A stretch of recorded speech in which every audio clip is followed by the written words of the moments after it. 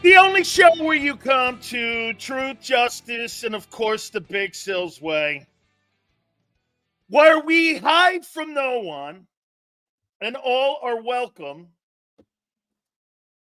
where our takes are constantly being scrutinized and revered. We always start the program out with the legendary Big Sills, and we are powered by our good friends at BetUS for the next 4 hours. What a weekend. Dude, if Castellanos doesn't represent your city, I don't know who does. Fuck these people. Bang. Hits a gamer. Hey, ties the series up against the New York Mets. That was great. I mean, I like that guy. Plus, he's a Paisan. How we doing? Of course it would take a Paisan. And by the way, for the record, don't ever invite Nick Sirianni to a Phillies game. Don't ever invite that guy to a game you have to win. You know why? He's like the Drake of Philly. Every time that guy shows up, you lose. You don't have him show up to a game. Okay? I mean, honestly, anytime he shows up, he's like I said, he's like the fucking Drake. All right? He's like the Drake of the Philadelphia sports world. Don't ever invite that guy to a game. Holy shit. I thought I was like watching something from like 25, 35 years ago. Bama gets beat by Vanderbilt. My Canes once again got out another one. God, the world is good when they hate the Hurricanes. Oh, I love it. When the American sports media hates the Canes, it's the first sign we're back. How you doing? Very proud to be one of the stars off the most hated team in American sports history. Yours truly, JAKIB's own Big Sills. How you doing? Say it one time. How about them Cowboys? Gutted out a win, man. Way to go, Dak. Dak's the second best quarterback in the NFC East. How you doing? How you doing? NFL Unreal Sunday. Unreal Sunday. Eagles had a great week. They had a bye week. They had a bye week. By the way, do me a favor, guys. Please hit the like button. All super chats, as you just saw 304, all go to the top. Absolutely. Get this. I knew that. I was already prepared. So guess what I had to do? I had to make sure that put you guys in your place with your loser quarterback in Philadelphia, Jalen Hurts. Okay? I knew it. And get this. Nobody on the planet thinks that guy's good anymore. The shine's off Hurts. He sucks. He sucks. And we got the numbers to back it. He sucks. I will say this about Josh Allen and the Bills. You may beat stiff teams, but you're not going to beat the elite teams in the NFL. Without star players, you have no star players on that team. Hurts has a all-star team. He can't do dick with it. How you doing? Yeah, you're not going to beat the elite teams in the National Football League with no stars. Josh Allen has no stars. There's nobody on that team. There's nobody. Get this. He goes like this. Here goes the excuses. What's Hurts' excuse? He's got fucking every star there is in the NFC. What's his excuse for blowing out loud? How you doing? Oh, my God. Do we have some great topics today? Hey, the Cleveland Browns, 2024.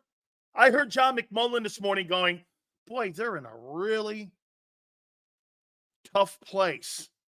Okay. So this is a surefire victory, right? Like the Buck game was. Right? Okay.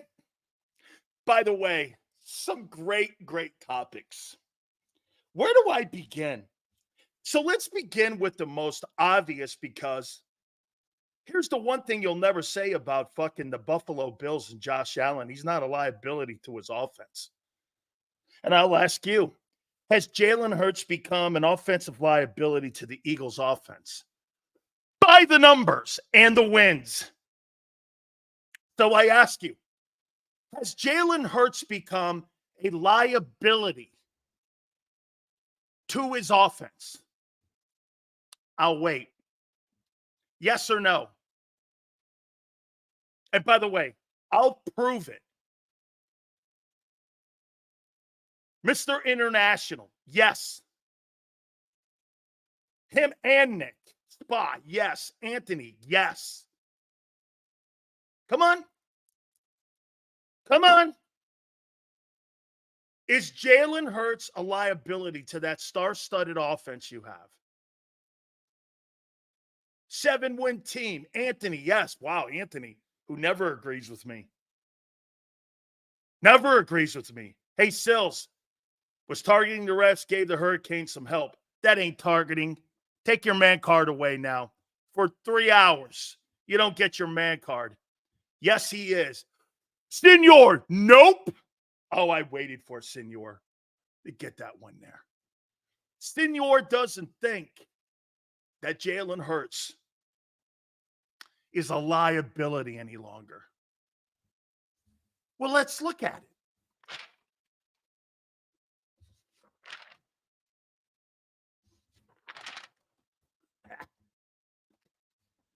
So, since 2023, Jalen Hurts and the Eagle offense is now, in the last 11 games, 3-8. Passes per game, passing yards, he's 22nd. The front office is a liability, says Christopher. Passes per attempt, he's 20th. Passer rating, he's 20th. EPA per pass, he's 26th. Touchdown interception ratio, he's 24th. So again, we ask the question, is Jalen Hurts a liability to your offense? Sure sounds it. He's not winning. And since that fluke 2022 year, he's been a bum. So, by the way, no. This is a year and 4 games. It's not one game. The Hurts people in here will lie. Try to tell you this is just a one of. It's not. League's caught up with him. There's nowhere where you can say in the last year and a half where you think this guy's good. Nowhere. Nowhere. His accuracy, his winning, nothing. Where in the world do you say he's good? With that talent. And I'm also going to bring another point up. DRC. There's 2 things here that has become evident between the 49ers and the Eagles. What do you think that fact is in the common denominator between those 2 teams? San Francisco is driven by Christian McCaffrey. And the Eagles are now driven by Barkley. They're not relying on their quarterbacks to win games because they can't. The engine that fuels both those teams is the running game. It's the same thing. It's a running game. Some go like this. Fly Eagle Maniac goes, AJ, you mean? No, AJ was on that team during that meltdown last year. Where was he? Dude, running the football wins games, not catching the football. It's not AJ. You had AJ, Lane, and Devontae over the last 11 games. AJ, not so much, but he was there last year down the stretch after the 10-1 start. He was there. All the way up until the playoff game, where he decided to go see a strip club in Atlantic City for a tweaked ankle. Okay. Get this. Jay goes, what about the 10-1 start? Who fucking cares? What's that mean? This guy reads half a book, calls it great. Watches half a movie, says it's wonderful. Participates in half of a sprint and says he won. Come on, dog. Just like Mike Tomlin said yesterday, there's a difference between squashing grapes and drinking wine. How you doing? Yeah. There's a day. I love Mike Tomlin. There's a difference between squashing the grapes and drinking the wine. Man, do I love that guy. Holy shit. You get this. What? He had a bad end of the season. He's having a horrible start to this season. Holy shit. You're trying to combat the numbers here. Currently, right now, he's 12th in completion percentage. He's 25th in passer rating. Come on, man. This guy's Tyrod Hurts. That's his new name until further notice. Tyrod Hurts. Tyrod Hurts, baby. Yeah. So he's a liability. You guys go like this. I got Cleveland. Oh, my God. Kenneth, the play calling plays a role in this, Sil. So another shitty coach? Kenneth. So wait a minute. Sirianni sucks. The only coach not to have a pro-style offense was Steichen. Brian Johnson sucks. He's doing pretty good with Jaden Daniels right now. And now Kellen Moore sucks. Holy shit. Holy shit, dude. I mean, how many coaches is this guy going to get fired? Because you're working on your fifth. You're working on your fifth coordinator, Kenneth. Come on now, man. Come on, man. Hey, let's see something here. Let's see. Oh, yeah, that's great. Look at these guys making excuses for your stiff quarterback, Tyrod Hurts. I mean, Tyrod Hurts. Sills, when Moore starts calling 5 to 7 yard routes in the middle of the field, is when Hurts will start winning consistently. Hey, you want to know what a train wreck was? Especially at the end of that Buffalo game against Baltimore. Sean McDermott is a fucking idiot. What are you doing throwing the ball 3 times on the 2-yard line to give Baltimore an opportunity with one of the best field goal kickers in the game, a chance to have a short yard and fucking kick the game winner? He was atrocious in that. So to your point, Sam, I mean the Texans, my bad, the Texans. So you're throwing the ball on the 1-yard line 3 times with seconds? Go to the overtime and try to win it in overtime. What the fuck was that? Sean McDermott blows as a head coach and time management guy. That was so obnoxious. Then you put the kid back in the game after he got a concussion. What were you thinking, man? Or were you not? That was some of the worst stuff going. I'm sitting there going, why are you throwing the ball on the 1? Time's running out. You're going to give them field goal position, and they've got one of the better kickers in the sport who can kick from 60. Terrible. Absolutely atrocious coaching. Terrible coaching.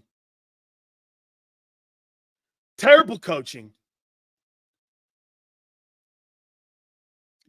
Yeah, hey, the Madden curse. Maybe, right? I wouldn't say that. I would say that the front office doesn't want to win running the football. Every time we win running the ball, the next year it changes. 17, Super Bowl 18, not running. 22, running. 23, not. Yeah, they want to fit in. Well, one thing though, Q, that I'll say is that you want to kind of roll into the modern day NFL and utilize all the offensive weapons that you're given when it comes just to rules. The Eagles have been far behind for decades. This is the first time in the last 4 years that they've been caught up to the league. You've never had a 100-catch wide receiver until this group of guys you had in your history of your franchise ever. No wide receiver had 100 catches ever until this group. It was all tight end centric and running the ball. Your quarterbacks never got the benefit of the doubt of the downfield throws when it came to PI. That's part of the game today is pass interference. That's part of it. Brian Johnson must feel vindicated. He totally does. Look at the job that he's doing there with Cliff Kingsbury. Cliff Kingsbury, by the way, has come out and said publicly that Brian Johnson has been instrumental in the development of Jaden Daniels. Says, I wouldn't be shocked if Cliff gets a job, Brian Johnson's the OC. I would not be shocked.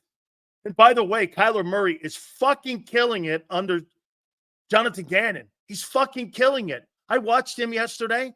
That guy's playing better ball than Jalen Hurts. That guy was electric against the Niners. He was electric. All the problems from last year are still here. Completely true. Jalen and Nick, without Steichen, are horrible. And Jaden's legit. Showing empty backfield, McDermott. I'm right. What the fuck was that at the end? It was some of the worst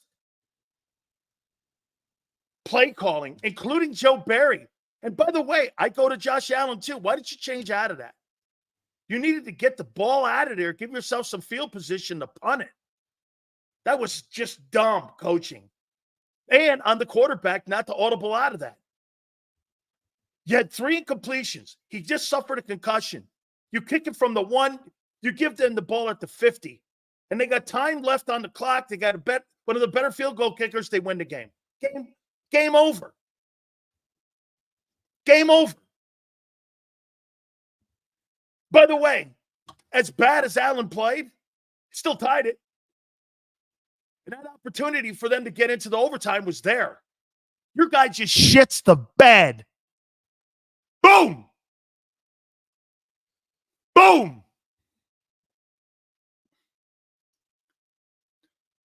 So stop, please. When Hurts delivers us two...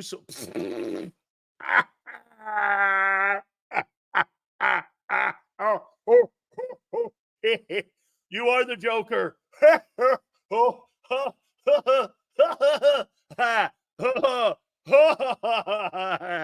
Holy shit. Yeah.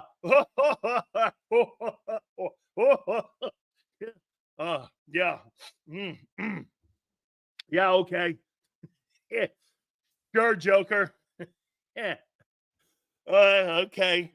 Yeah, and Deshaun Watson's playing good ball in Cleveland. Oh my God.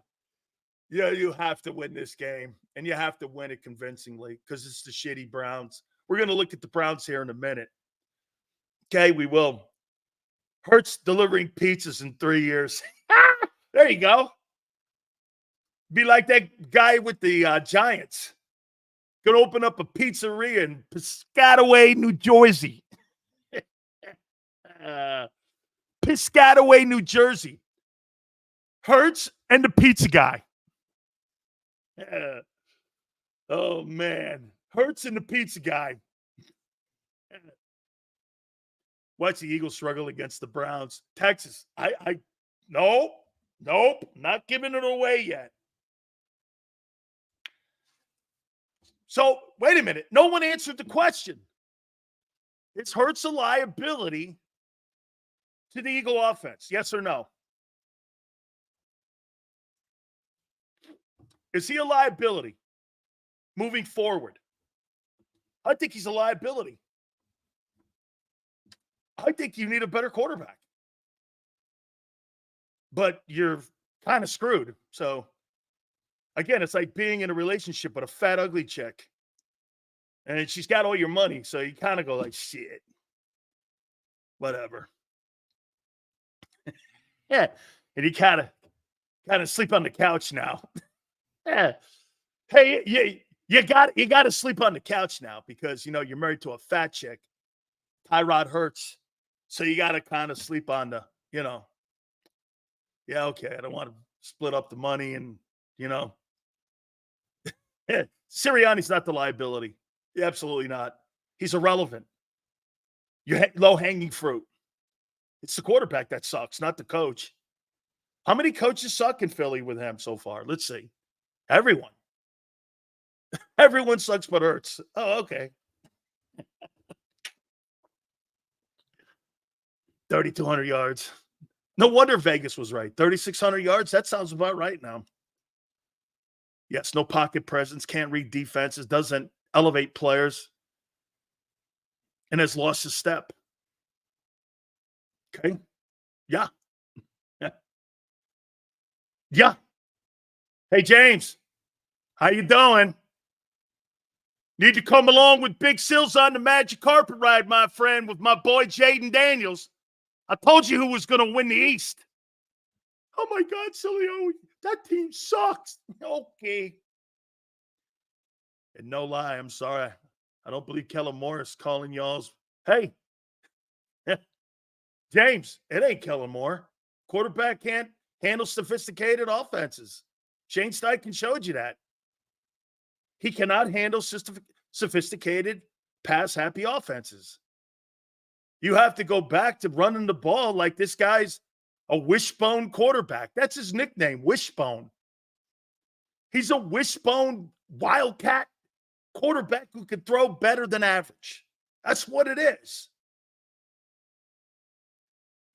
I mean, look at the quarterbacks around the league. How much parity there is in the game today.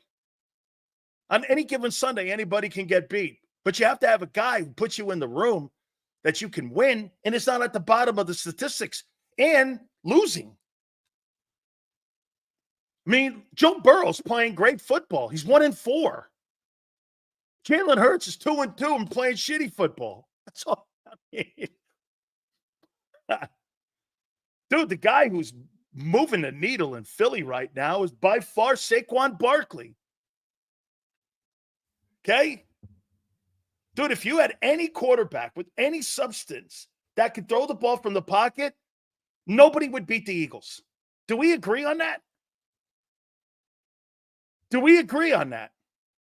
You got the running game, and you got the two fabulous wideouts, and you got a tight end that can move. By the way, do you understand how it's just plain and simple to see that when AJ and Devontae are on the field, Goddard is a non-factor. Why? Because he can't find him. He can't find him. He's a non-factor. Still, did you see him against the Saints? Yeah. Devontae and AJ were off the fucking field. He was forced to go to him. How you doing? He was forced to go to him. Can you imagine Allen in that Philly offense? He's got nothing. Again, that's an organizational thing. That's where Howie has the better end of the Bills. That's no diss on Hurts having great talent around you. But it is on being up in Buffalo, not putting anything. You're never going to beat elite teams without having elite talent on your football team. And it's not just at the QB spot. Watson will go 34-36 for 340 yards and 3 touchdowns versus that defense. That wouldn't shock me. Your defense stinks. Everyone's like this. I heard John McMullen today, too. Oh, thank God you're playing the Browns. Really? With who? Your defense? The no-rush defense? Okay? When they say no-name defense, it's truly no-name defense. Sills, you're right here. There are rookies in more control of their offense than Hurts. Dude, Caleb Williams is getting better week in and week out. He looks better. Jaden Daniels looks better. These are rookies with far lesser talent. What's your excuse? You guys promised me. Did you not? You promised me you wouldn't make excuses up for this guy. You're already through the first. By the way, it's not too early in the season anymore, and it's not too late. You're past the first quarter pull of the season. It's not too early anymore. This is not an early sample size. There's 4 quarters in a football season. You're through the first one already. Okay? So don't tell me, well, it's early. No, it's not. You're starting to jockey in position right now. I think there's a ton of football to be played out and what the seeding's going to look like. And nobody knows each and every single week what teams are going to be elite. Nobody knows. There's no elite team in the league right now. There is not one elite football team in the NFL. Would you really think the Minnesota Vikings? Holy shit. That is a well-coached team. That is a well-designed defense. And you could say whatever you want. I heard John ripping into Brian Flores, and I'm like, they're fucking 5-0. And they completely stymied Aaron Rodgers. He had 3 picks in the game. Aaron Rodgers has thrown 3 picks in a game 5 times in his fucking life. No, it's the first time he's ever done that. He's never done that. That's Brian Flores. I mean, you can make all the excuses up. Well, Minnesota's got Sam Darnold. Sam Darnold's playing 10 times the ball. Hey, get this. If Aaron Rodgers is washed, what's Hurts? Hurts is done. You make it sound like your guy's fucking playing great ball. He's one of the bottom 10 quarterbacks in the league. If you were going to put a list together of the bottom 10 quarterbacks, Hurts makes it. With his play so far, he makes it. He's one of the 10 worst quarterbacks in the game by numbers right now, and wins and losses.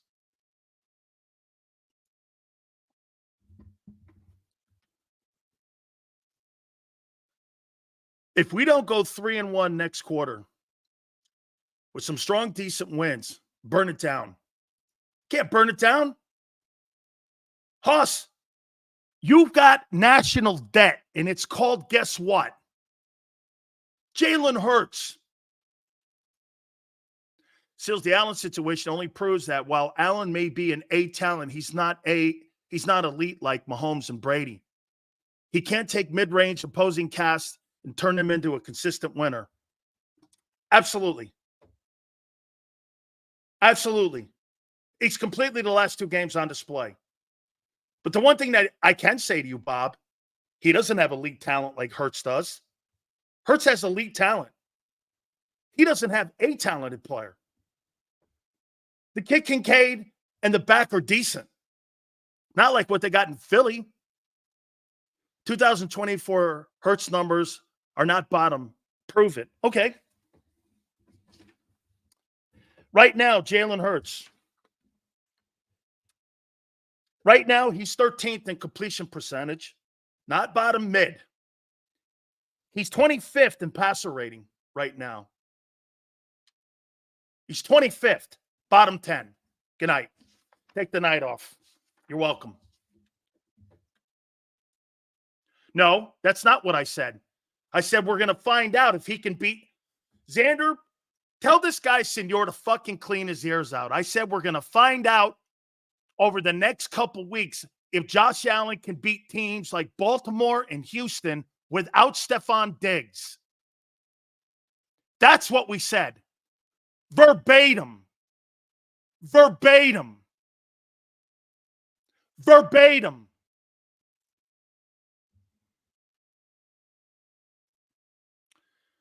He had one bad game without his best. Oh, my God. This guy's had a bad year and 4 games. You're out of your mind if you think this is one bad game. Dan, you know for a fact that Hurts would be way better off with a new coaching staff. Here we go again. They gave him a new coaching staff. He would probably thrive on any other team. My email. That's not going to happen in Philly. That's not going to happen in Philadelphia. Okay? Get this. This guy's got 27 turnovers in 22 games. And it's a one-game deal. Hey, you know what I'd be worried about, Mr. Perez? I'd be worried about your turnover machine. I'd be worried about that with all your talent on your fucking team. Okay? There's nobody in the NFL that has more offensive talent than Hurts. Nobody. And he's been garbage. He's been garbage. You know what? Here we go. It's okay. You'll keep coming around.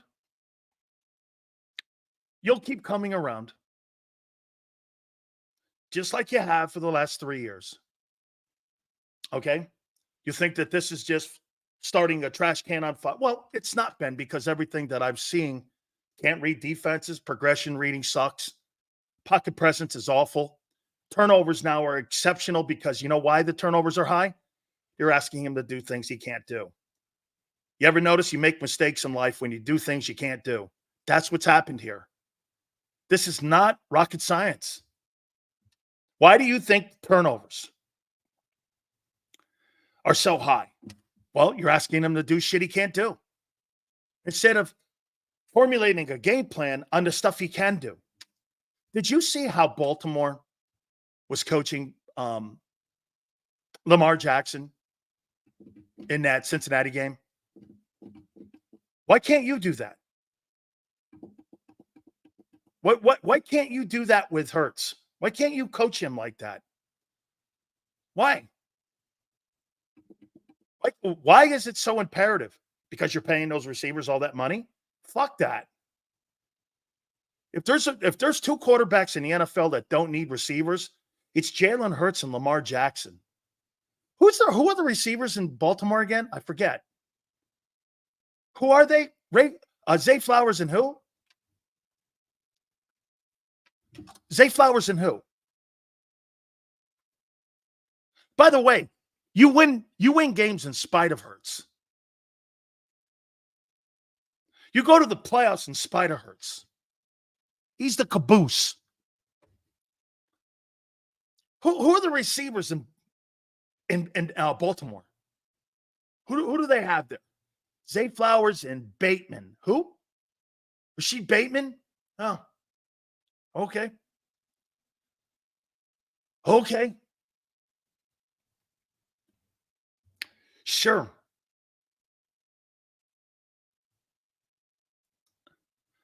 Is the argument Allen or Hurts? I would much rather have Allen to work with this talent. Hurts does not elevate the talent around him. They carry him. Absolutely true. They carry him. Dude, and don't give me that fucking shit about being all-pro. Gardner Minshew made the all-pro team last year. So they got Aguilar as one of the receivers in Baltimore. So you're telling me that he's elevated Aguilar to be a starter in Baltimore? Lamar? Damn. Okay, I guess.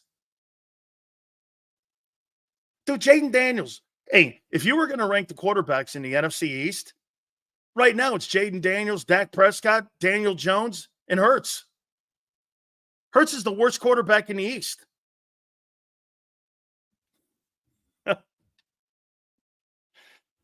Hurts is the worst quarterback in the NFC East. And you gave him 51 a year.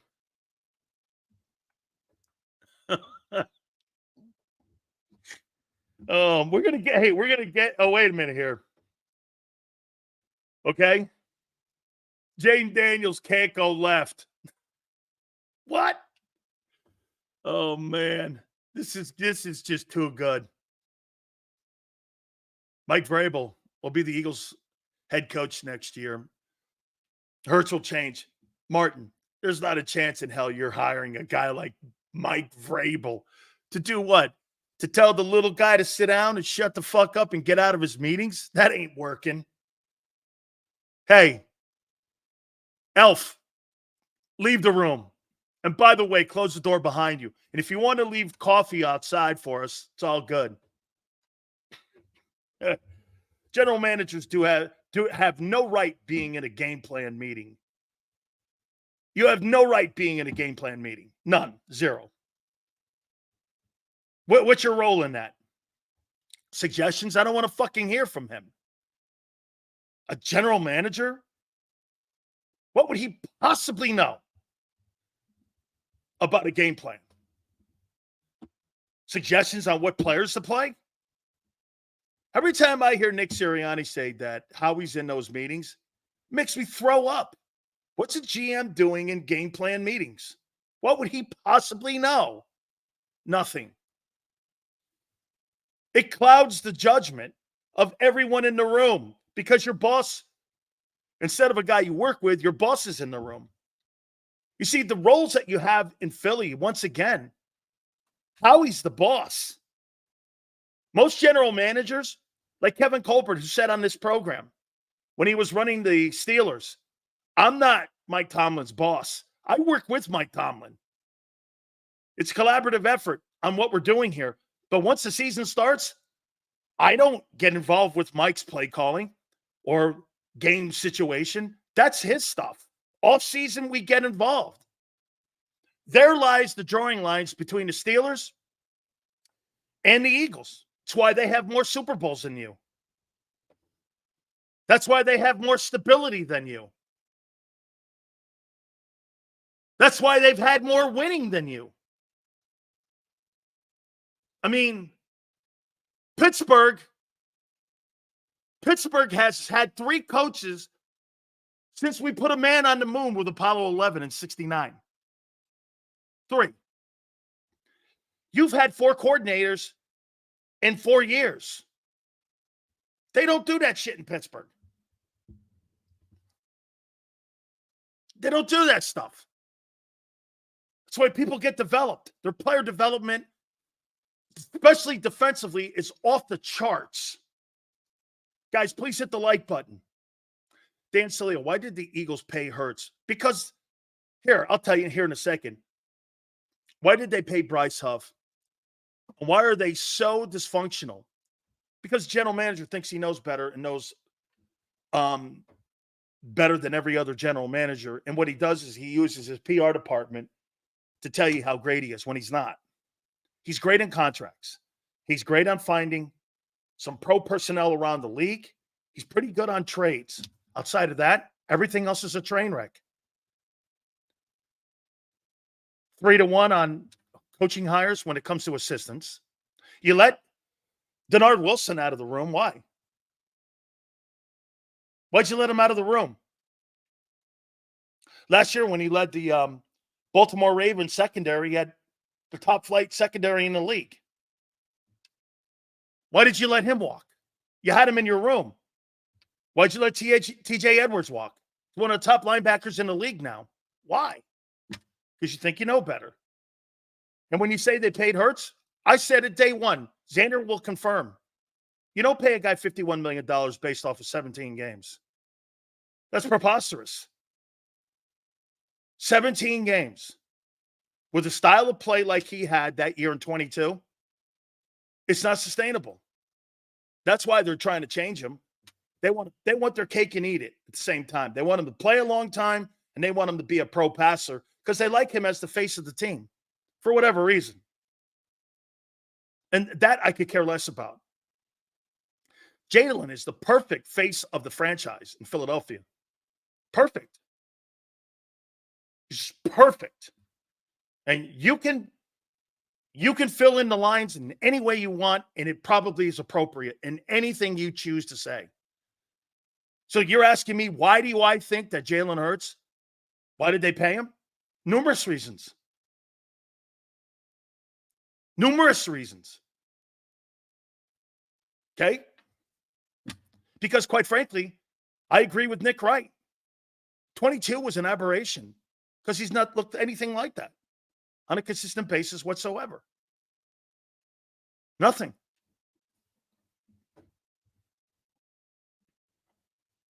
Okay? That's a great take by Senor. Do you see fucking Kaiser White playing in that Arizona Cardinal defense. I mean, dude, you have not replaced that guy. Hey, senor, am I right? They haven't replaced that guy, let alone Edwards. Dude, Kaiser White can fucking play.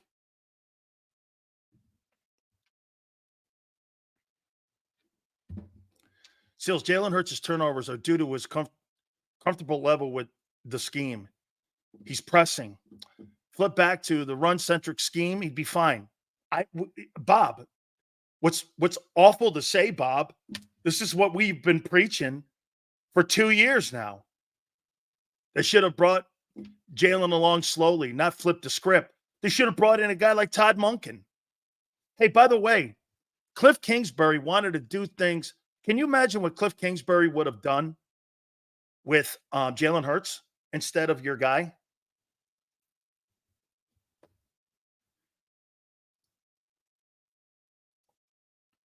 I played linebacker back in my high school days and fucking hate the linebackers the Eagles have. Dude, Kaiser White's killing it. Can you imagine Cliff Kingsbury, what he would have done? Cliff Kingsbury was the hire for Jalen Hurts. They missed. Because now the guy up in Washington, just like Doc Walker, go back and listen to that. He goes, between Cliff Kingsbury and Brian Johnson, it's insane how good a coaching he's getting. Okay? Kingsbury was the hire. By the way, we're going to get into something here in a second here. So if you dissect the Eagles' move and add them up, it's nothing short of malpractice. Yeah, you're coaching him the same way you did Wentz. Absolutely.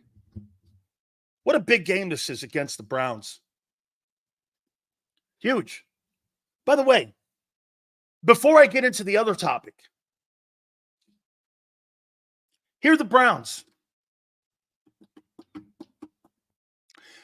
Give me a score. Hey, no. Let me read you who the Browns are right now. 4 games. We got a trend here on who these people are. Okay? We got a trend now.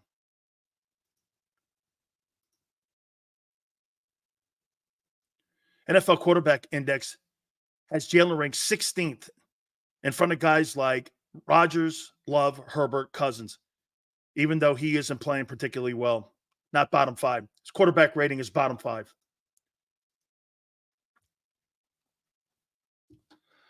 Here's who the Browns are. Total offense, 31st, 246 yards a game. Today's NFL. Pass offense, 151 yards a game.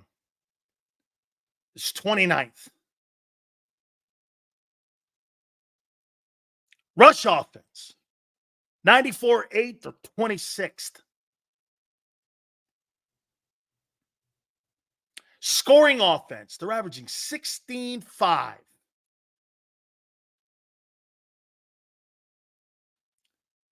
Red zone offense, they're first in the league. 83-3. I'm very sure it's because they haven't been in the red zone much. And then one time they got in, or 2 times they got in, they probably scored. Third down offensive efficiency, 20.8%. They're last in the league. Defensively, total defense, they're 11th, 299. Pass defense, they're 10th, giving up only 175.8. Rush defense, this is where they're getting hurt a little. 123.3, it's 20th. Scoring defense, they're 15th. Red zone defense, they're 18th, 58.3.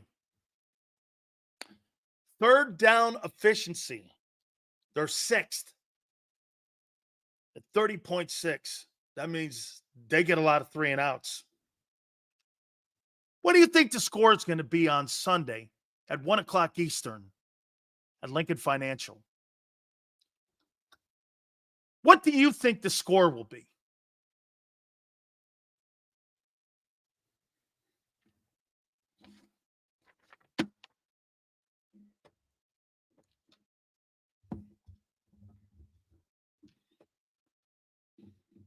(24-17, 0-0), Mrez. Funny.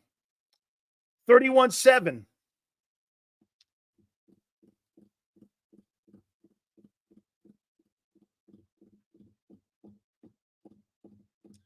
(52-3).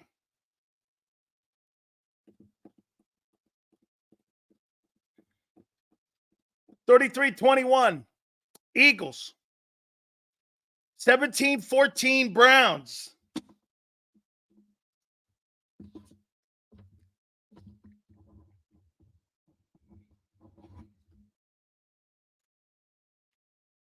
Can I bury the lead right now? Should I bury the lead? I got the Browns winning 21-17 Sunday.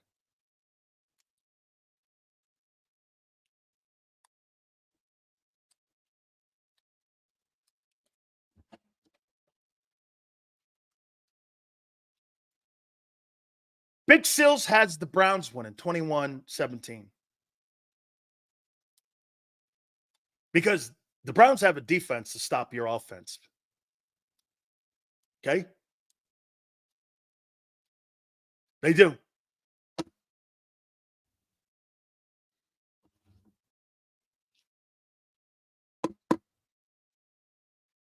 They do. The Link will boo the team into oblivion if they lose that game. God, I see it. 21-17. It's not like you guys have been scoring a shitload of points against some marginal defenses. And Jim Schwartz is one of the top coordinators in the league. You don't think he's going to have a game plan for Hurts? This guy's got a Super Bowl ring around his name. This guy's got a Super Bowl around his name being a D coordinator. Does your guy, by the way? You know, that leads me into.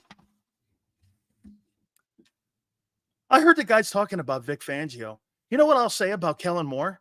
Kellen Moore's had the number one offense in the NFL twice in his time in Dallas. Vic's never and doesn't own a ring. Why? What makes you fucking think he's a special coordinator? Because he's been in a game a long time? Okay, well, I guess. I mean, the guy in Cleveland is a better coordinator than fucking Vic Fangio. I don't think that's a debate. At this point with the Eagles, I don't know who will win. We have no identity to estimate. Until we have an identity, how can we guess? Correct. I mean, what makes you think Vic Fangio is a better coordinator than Jim Schwartz? Jim Schwartz was the assistant defensive coach of the year last year in the league. He got the number one honor for being the top assistant coach in the league because he had the number one defense in the National Football League. Fangio's never done that. He has a Super Bowl ring. What's Vic done more than Jim? He's been a head coach too. I mean, tell me what your coordinator's going to scheme some sort of fucking magical plan up against Watson with that talent. Hey, by the way, I mean, he has no players. Okay, true.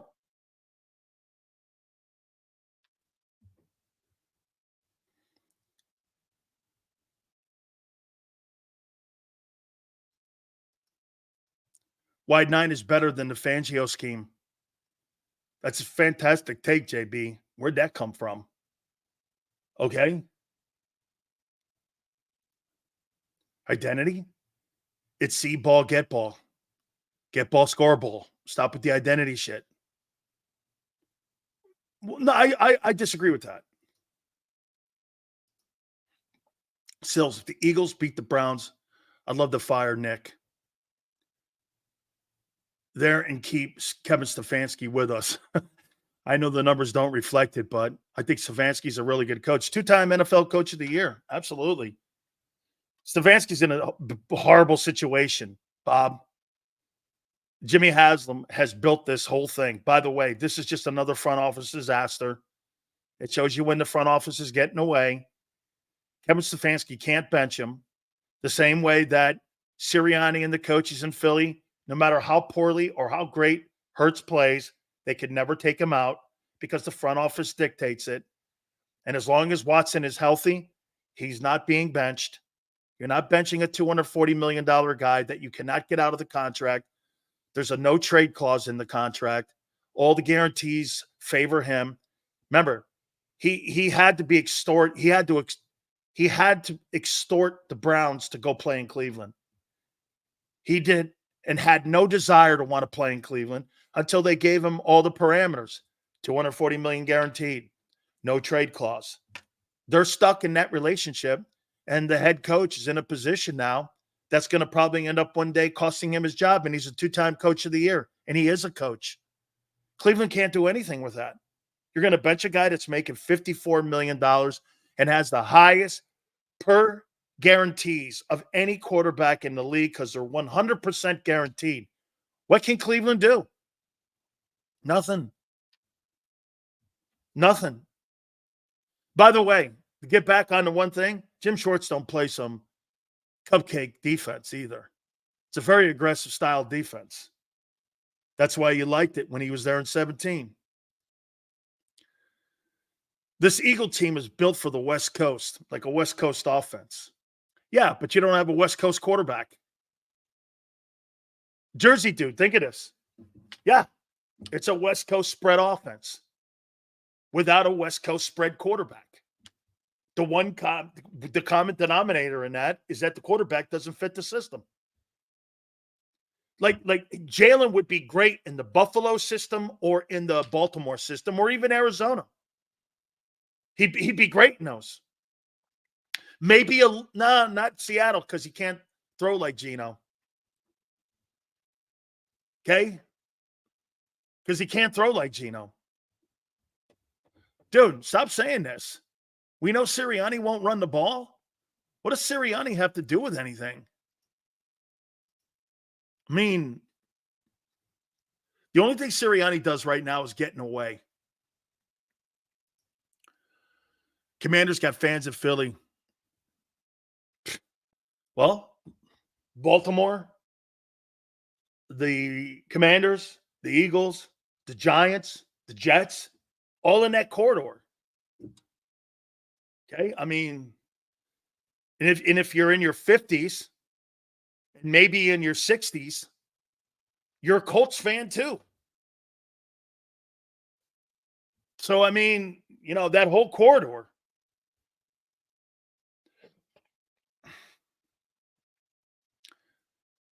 Cleveland can't run the ball. Dan Quinn isn't very good at stopping elite run teams. That's why he's got a Super Bowl ring, right? Get this. You guys keep telling me how great your coordinator is, Vic Fangio. At least Dan Quinn and Jim Schwartz both have rings being a coordinator. Your guys never had the number one defense in the league, and he's never won a Super Bowl. How the fuck can he be better than Dan Quinn and Jim Schwartz? He can't be. How can that guy be better than those guys? What up, maniac? Please, guys, hit the like button. I appreciate it.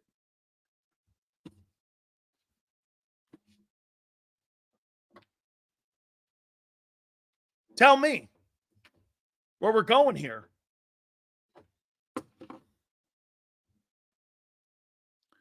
So the Giants beating the Seahawks. Could the Eagles end up fourth in the division? Well, here's how it played out. Washington won.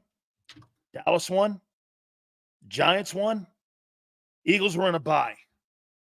I don't know. The East might be harder than we thought. First quarter poll dictates it. We'll see how it plays out. But so far, the division has surprised me a little bit.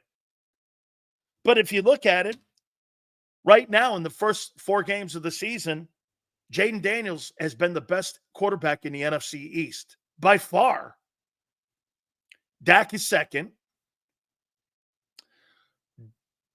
Jones and Hurts you could debate, okay, on who's 3 or 4. Probably put Hurts third. And then Dimes Jones fourth. I mean, Jalen hasn't outplayed Dak and Jaden Daniels. Not by a long stretch. The guy's got the most turnovers, second most turnovers in the league. How could he be outplaying them? And those guys are fucking winning.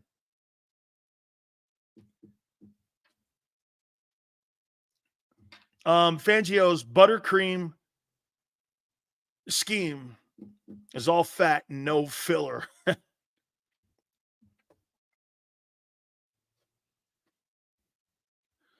Look at this guy.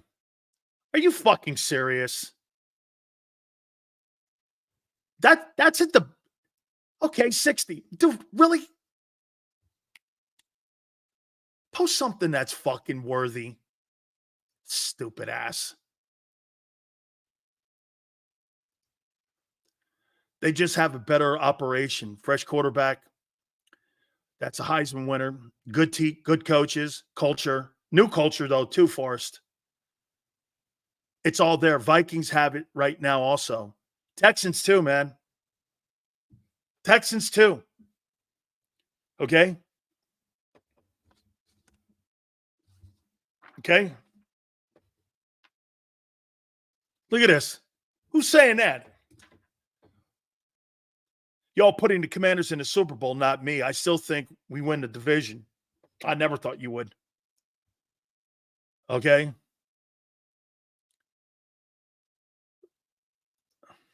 Look at James, Washington Commander fan. The energy's amazing, and it feels like the 80s and 90s again. Now just go back with the Redskin name, and you got it going on there. And you got it going on. The Commanders? Why do I feel like, I don't know, the Commanders, I mean, I feel like it's an XFL team. Washington Commanders. It's like XFL shit. It's like the prophylactic baseball team. The Cleveland Condoms. The Guardians. So you'd rather have your baseball team named after a prophylactic than you would a true baseball team that's had history in Major League Baseball for over 140 years. But you're named after a prophylactic. Hey, man, Magnum or Super Magnum, the Guardians. It's like a prophylactic. The Cleveland Prophylactics.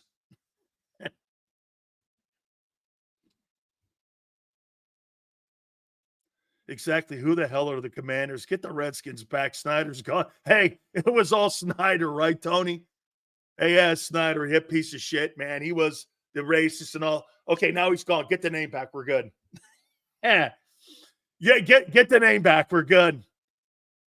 Sills, the Browns D will be the best unit Sunday, followed by our O. Then our D, and finally the Browns O. If Chubb comes back strong, their O jumps up, we'll have a problem. We need a 5-man front. I'm going to tell you, Bob, I think that's exactly – they got better coaching too. You got a 2-time NFL Coach of the Year on the offensive side, and you got a Super Bowl winning defensive coordinator. And you by far have a superior defense. Their defense is as comparable with Myles Garrett as the Eagle offense is. That's how good they are over there. I largely agree about Hurts and Nick, but getting AJ and Smitty and Lane back will most likely get us some W's. It will, for sure. It will. Bob Brown, I don't think Chubb is mentally ready to take a tackle like that, especially after how he got injured. Could be. Okay. Guys, please hit the like button. Appreciate it. Xander's going to join us at 3:30. Gary Cobb will join us in his regular spot. It's a Fox game on Sunday. at 1 p.m. Eastern time. Mark, thank you very much. Really cool on the super chat. I appreciate it. Thank you. That's the Joe. It's all on Jalen to overcome pathetic coaching and the worst defense in the league. Whew. Lot to ask. Allen couldn't do it last week. He couldn't do it either. That's a pretty tall order to have people overcome inequity when it's on your team and you know where it is. Like I said, I think the Browns' offense is not very good, but I think the Eagle defense is worse. And I happen to think that Browns defense is as good as any unit in the NFL, and it's a top 3 unit. That's why the game will be close and low scoring, in my opinion. The Browns defense clearly has playmakers on it. They're great in pass defense. They've been suspect in rush defense, which has been surprising to me. Okay? Which has been a little surprising, but that could be all on the field position and the amount of turnovers that Watson has. There's no question. If the Browns get a run game going, this will be a massive problem on Sundays. And what's one of the major issues with the Eagle defense is run defense. Okay? And by the way, the Browns play against better competition than the Eagles do. Not that the Eagles have played poorly, poor teams. They have not. They have not. Atlanta looks real. Tonight we'll look at and see how real New Orleans is. Green Bay looks pretty good. The Bucks, I don't know yet. I think the Bucks have holes there.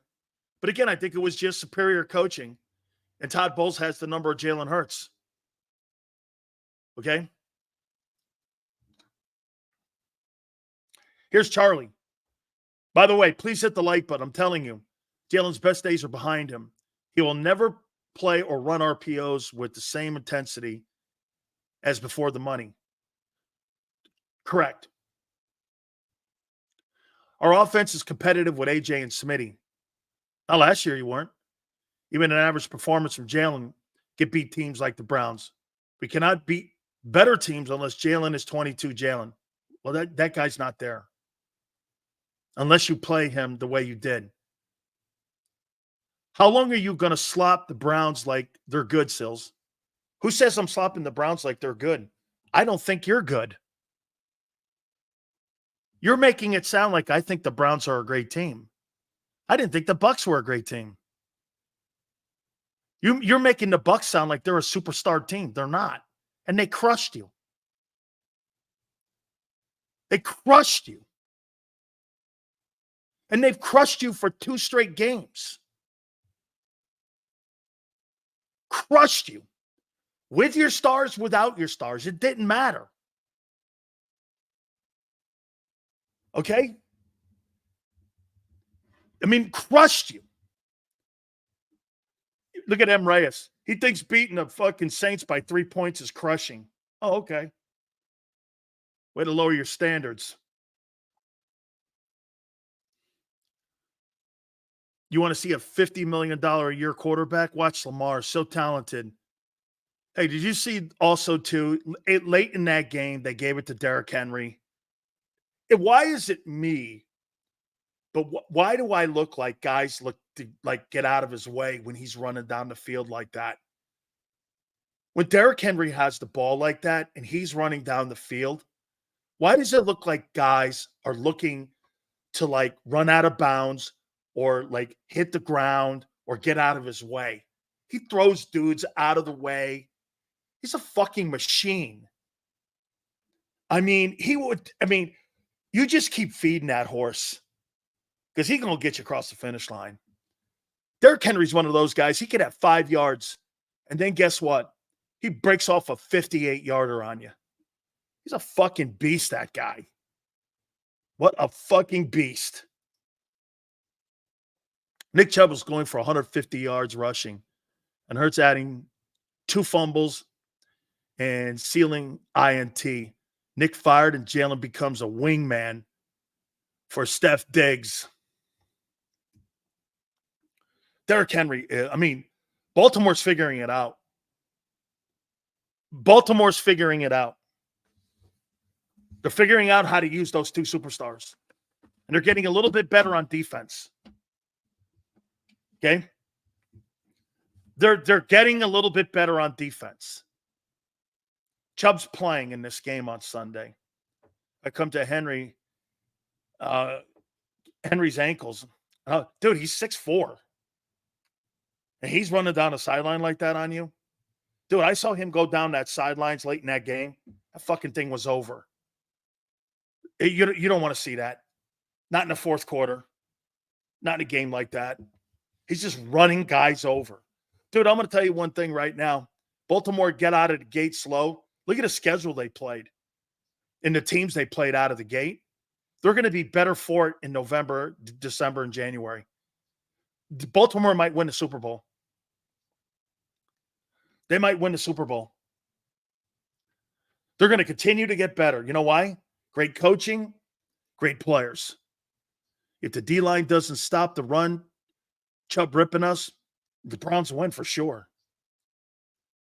Jackson and Henry have it figured out, but the team still tries to give games away late. It does, Matthew. Okay? Hey, Matthew, I asked this question. Matthew, let me ask you something.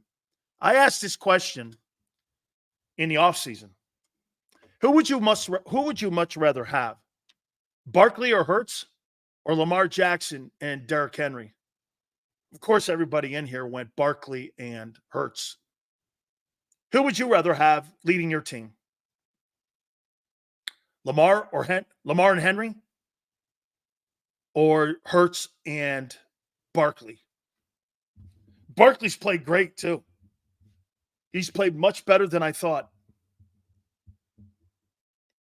Okay? That thing looks like a train.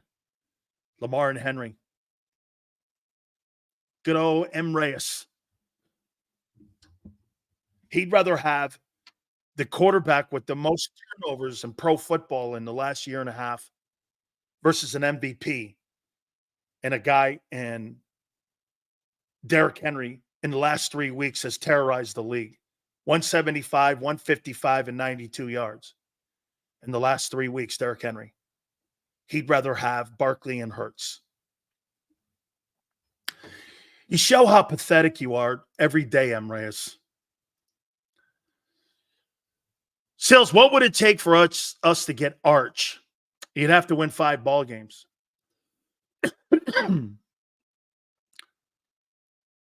Sills, I'm afraid once Jeffrey Lurie's gone that Howie will take – Jeffrey Lurie's not going anywhere. Julian will take over. Henry looks 7'11", running down the field, built like Shaq and LeBron. Dude, I was telling my daughter was watching Derrick Henry run down the line of scrimmage or down the field. She's like, how tall is he? Hey, Xander, isn't he like 6'3 and a half, 6'4", like 250? And he runs 4.5s, 4.4s. Okay. He's a train.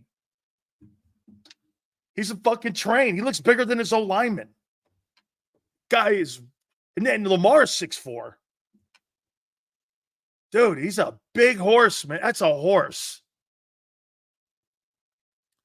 Sills, I take either pairing if Monken was the OC. That's a good take. Bob goes like this. Well, Sills, I'll tell you what. I'll take Hurts and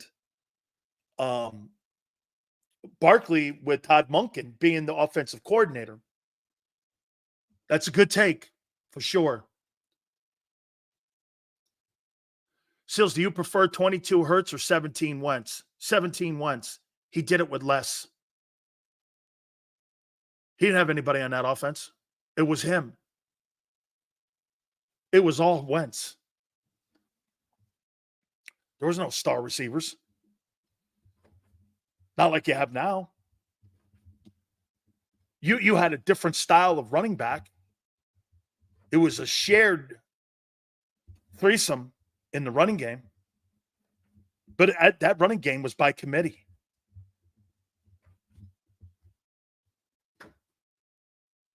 Oh, dude.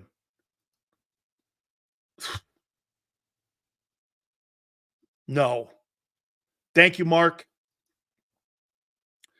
Hurts, Barkley, Harbaugh, Jackson, Henry, Sirianni. 63. Great. You're right. Monken, Harbaugh, Lamar, and Henry. Blows that away. Absolutely. 17, Wentz held the ball even longer. He was 11-2. What are you talking about? He was 11-2. He had to hold the ball longer. You had lesser players on that offense. You had to allow them to get open. He could actually read a defense. Dude, don't underestimate. You don't win the Super Bowl without Carson Wentz's play. You won home field advantage because of his play. Sills, imagine Barkley with a competent quarterback. You imagine Saquon Barkley in Kansas City? He'd have 2,500 rushing yards. You imagine him in Cincinnati right now. If Saquon went to Cincinnati, Cincinnati would be unbeaten. Their defense is absolute. Their defense may be actually worse than the Eagle defense in Cincinnati. Cincinnati can't stop anything. Okay, they can't stop anything.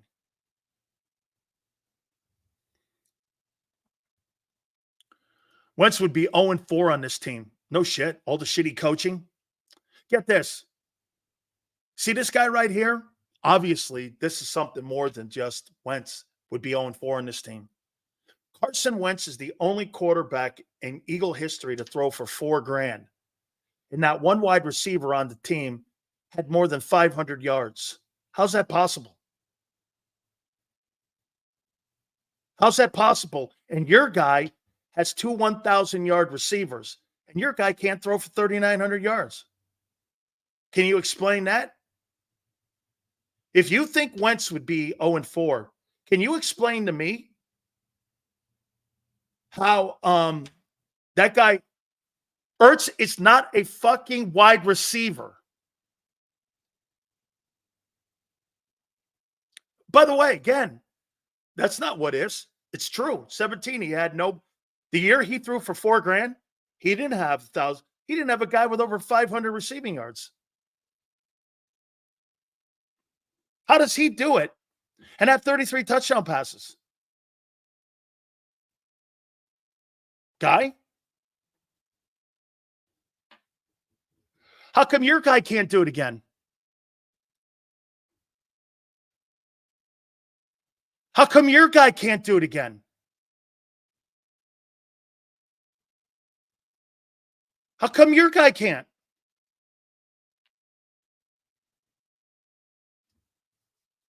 How come he can't do it again? Curious.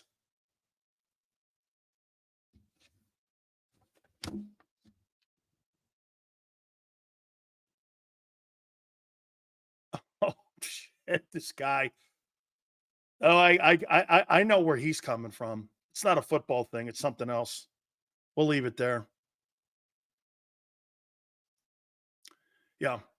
Bob, repost that. I liked it. I was reading it. I would trade the farm for Brock Purdy.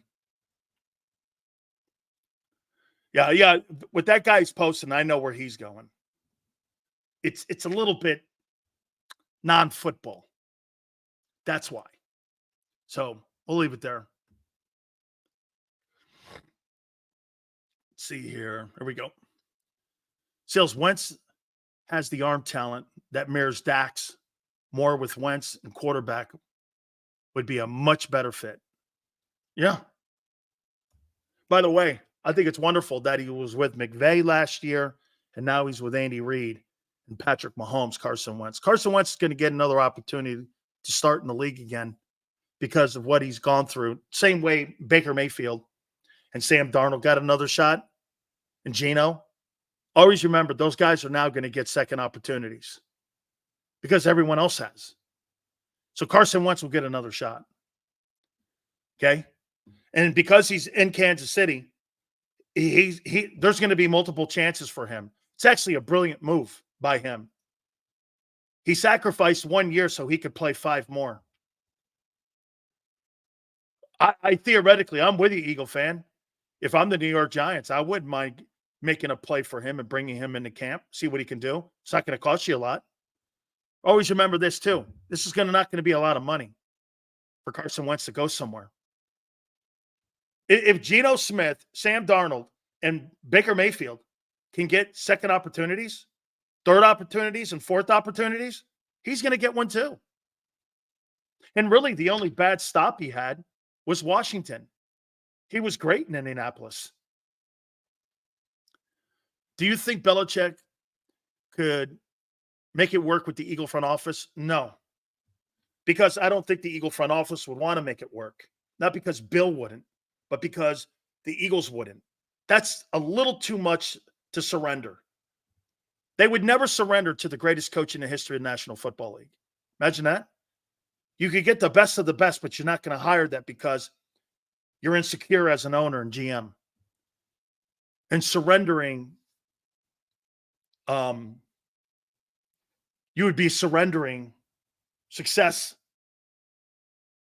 and having to admit somebody else knows more than you. See, that's the one thing that the Eagle organization will never do. They'll never submit that someone knew more than them, that Doug knew more than them, or that anyone else knew more than them. Andy. Their attitude is, we know what's best for Hurts and Wentz. And what's best for the defense. That's their attitude. When in theory, it's not. By the way, it all gets caught up.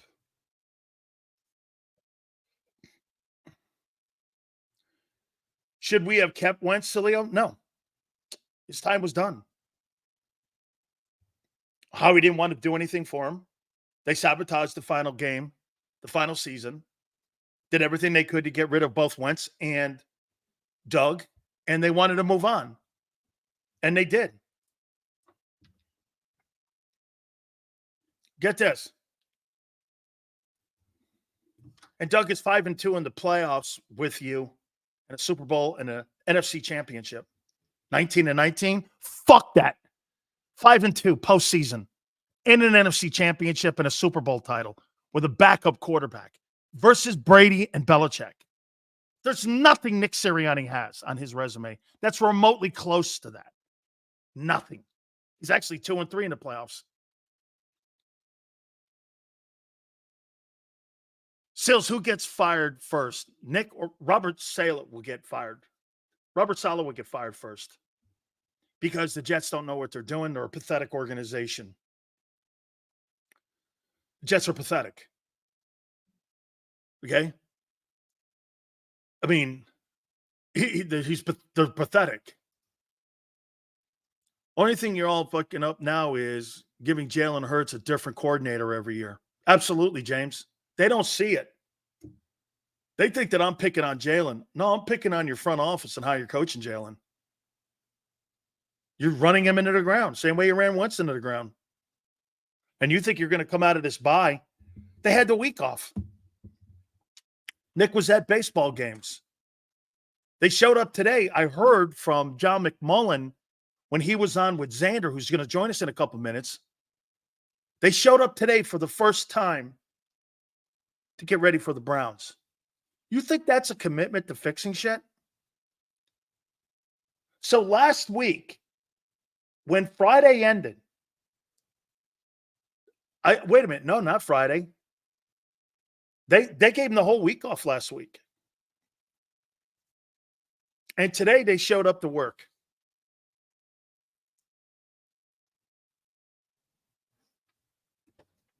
They had the whole week off.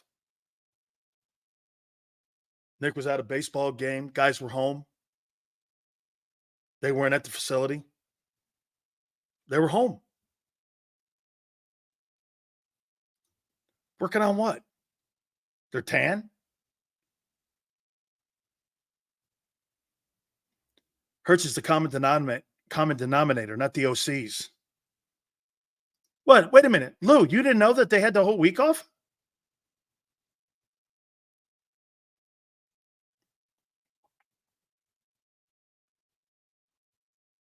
I know this. The other team that had to bye this week were practicing. Seals, missed y'all last week. Was it really hard with the hurricane? Really got power and cell service. I'm glad I missed last week's game. Is it bad? I want to lose the next 3 so Sirianni gets fired. Daniel, I'll get you up here in a minute, man. Thank you, Flexion. That's pretty cool. They're going to struggle for sure against the Browns. Might win in a close one. This is so bad. Flexion, absolutely. Daniel, thank you very much for the super chat. By the way, there's another one coming, Milton. And those hurricanes down in Florida, man, they really suck like that, especially when they come in rapid succession like that. You know, back in the early 2000s, there was Charlie and a whole bunch of them came through where we were, had 3 of them in a row. It's no shit, man. It's a nightmare too. Power goes, water, all kinds of shit.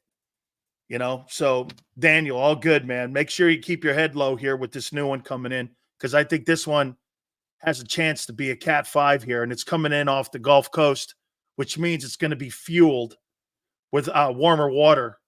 So that means it's going to be more powerful. 2-2 or 1-3 in the next 4. I don't know right now. I want to see how they play. Hey, Flexen, I want to see how they play against this Browns team. Oh, you're in Lakeland, Master Chief? Really cool, man. They got a kick-ass sheriff in the middle there. I think it's Pasco County. Don't they have some psycho sheriff in the middle out there? Lakeland's right on that I-4 corridor. One of my favorite places, man. You go through that. Hey, Master Chief, how close are you to the dinosaur farm or park there? How close are you to the park there? Let's see here.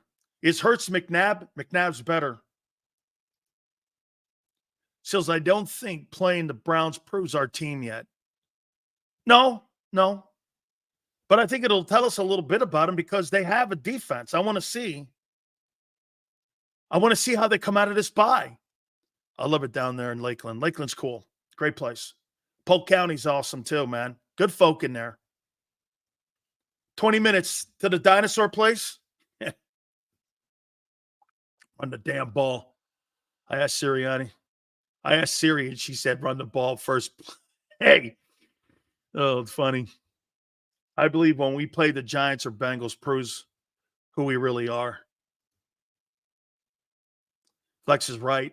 But the sad thing is we're going to have to fight for every win this year. JAKIB, one thing I will say, though, is that nobody in the NFL – JAKIB, this is the one cool thing about this year, though.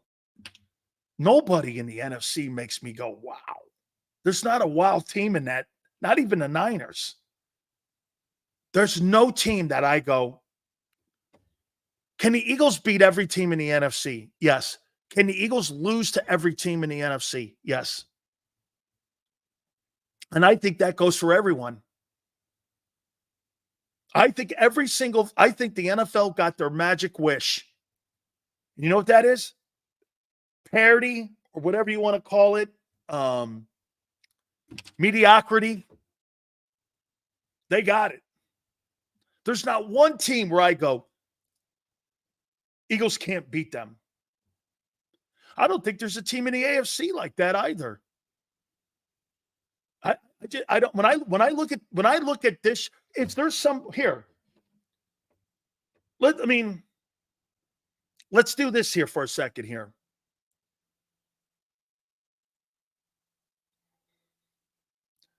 Kansas City, probably.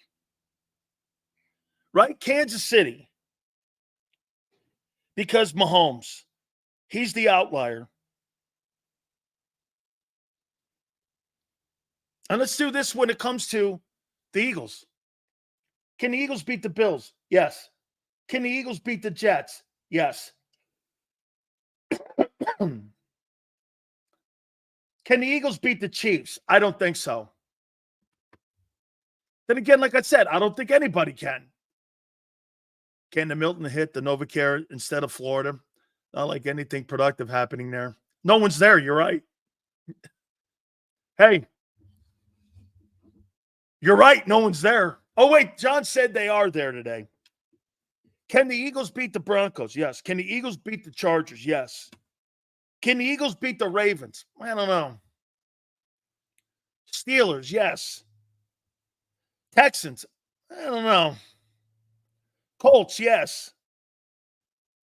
Can they beat the Cowboys? Yes. Can they beat the Giants? Yes. Can they beat the Seahawks? Yes. Can they beat the Cardinals? Yes. Can they beat the Niners? I don't know. Can they beat the Vikings? I don't know. Lions? I don't know. Maybe there are more teams. They beat the Packers. They lost to the Bucks and the Falcons. Holy shit. So you're telling me the NFC South is a stronger division? If the Saints win tonight, they'll have 3 teams at 3-2, and the Panthers at 1-4 in the NFC South. It'd be a stronger division in the NFC East. Wow. Wow. This is going to be it. Hey, I'm already telling you, man. I got the Browns this weekend. Says I'm in Port Charlotte, Florida. Okay? And Milton is rolling right at us. Cat 5. Holy shit, like Andrew. Landfall between Sarasota and Tampa. It's going to get nasty, but this season is so far is worse. Shit, man. So it's going to come up down the Skyway Bridge area, come up through Bradenton and up near Sarasota and go through Tampa and then come across the I-4 and go up that way. Man, Cat 5, fuck. Let me just put it to you this way. Cat 5 will flatten everything. Those things ain't. Make sure you guys all take cover down there, man. Everybody in the South, too, because the waters are going to be high. Problem that you get is those, as Bob knows, the problem that you get down there in Florida is those retention ponds. And when you slide off the road, your car goes in those ditches and flips, and you get trapped in your car and you're drowned. More people die that way in torrential rainstorms in Florida than any other way. Sinkholes will start opening up again, too, because the land will start getting a little moving, and you'll get a lot of those sinkholes, and they'll open up. There was a sinkhole in Sarasota that was 128 feet. Never found the guy. Never found a guy. Went right through. Entire house was lost. Crazy. Seals, can you imagine where the Eagles could have gone these years with, say, Steelers and 49ers owners? Dude, oh my God. Dude, think about this. I don't know much about the 49er owners. Like the Bartolo back in the day. But can you imagine if you had an owner like Rooney? Art Rooney? Okay. Yes, Seals, gas stations are running out of gas already. People are scared. Yeah, man, that's fucked up. I feel for you, bro.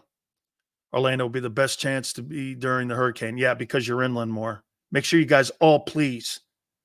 I know a lot of people in Florida watch the show because of my background, and I appreciate that. A lot of people up north have a lot of family members down south too. Okay?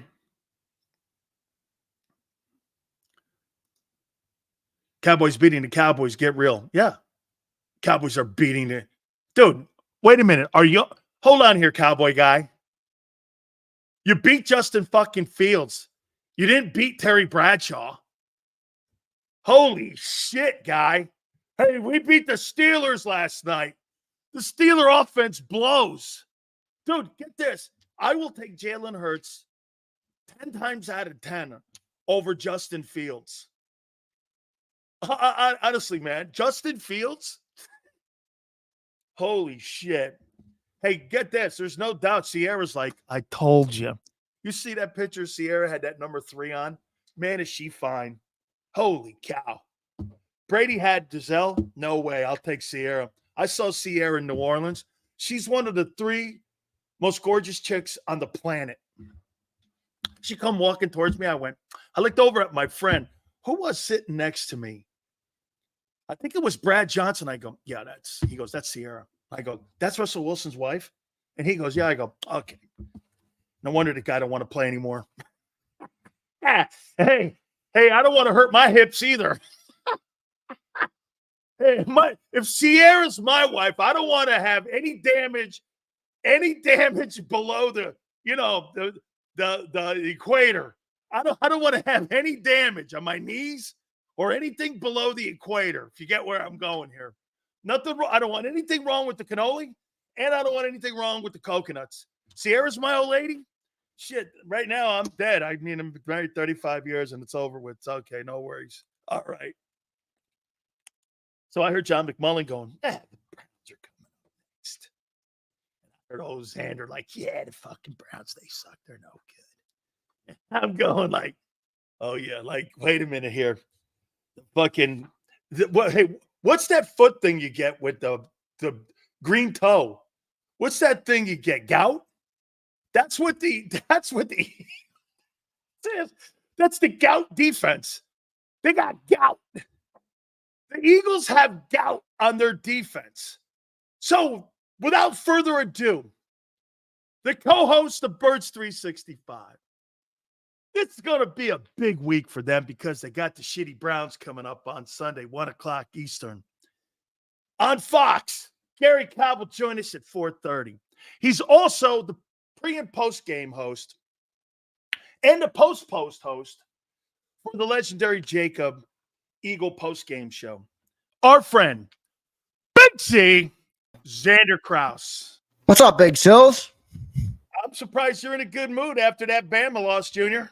I'm in an all right mood. I've seen better days. I've seen worse days. I'm right in the middle today, Big Sills. It's 2-2. It's a week-to-week league in the NFL, Big Sills. And by the way, that Browns team sucks so bad. If Philly loses, oh man, I can't wait to see what the people of the great JAKIB Nation will have to say if we drop that game, because that team is bad. That's a bad football team. But they're not bad defensively. No, they're good defensively. They're pretty good defensively. Okay. And if that is a push between the offense and the defense, and by the way, correct me if I'm wrong, does Jimmy Schwartz have a Super Bowl ring being a coordinator with the Eagles? That would be correct, Big Sills. Does your Italian Guinea fucking DC Vic Fangio, does he own one? No. Okay. Another one. You brought a great stat up about Kellen Moore a couple months ago. You guys have been number one in the NFL twice. Has Vic ever had the number one defense in the league? I don't know. John said he's going to check that. He doesn't think so, though. I don't think so. I checked it. Oh, boy. Yeah, I mean, look. What if Chubb goes for 125 on Sunday? Yeah, I think come on. He's coming off a big injury, so that's one of those injuries that could change the way you approach a game. I mean, I don't even know if he's going to be ready because he did say, I'm not coming back till I'm fully healthy. I don't know. We'll see. You're right. He will. He's the type of running back who will gash this defense, though, because our defense just doesn't want to play. Yeah, but I don't see that first game. Me neither. I don't see it either. But I will say, I mean, look, you lose that game, the city's going to start turning on you quick. Like that game's in the link. Dude, the last thing that team wants is to go into halftime losing that football game. I learned something about you guys. The link will go nuts on them. Hold on. I learned something about all you Philly guys this past weekend. You ready? Who am I? Fuck these people, man. And wait a minute. Casty. He hits one fucking.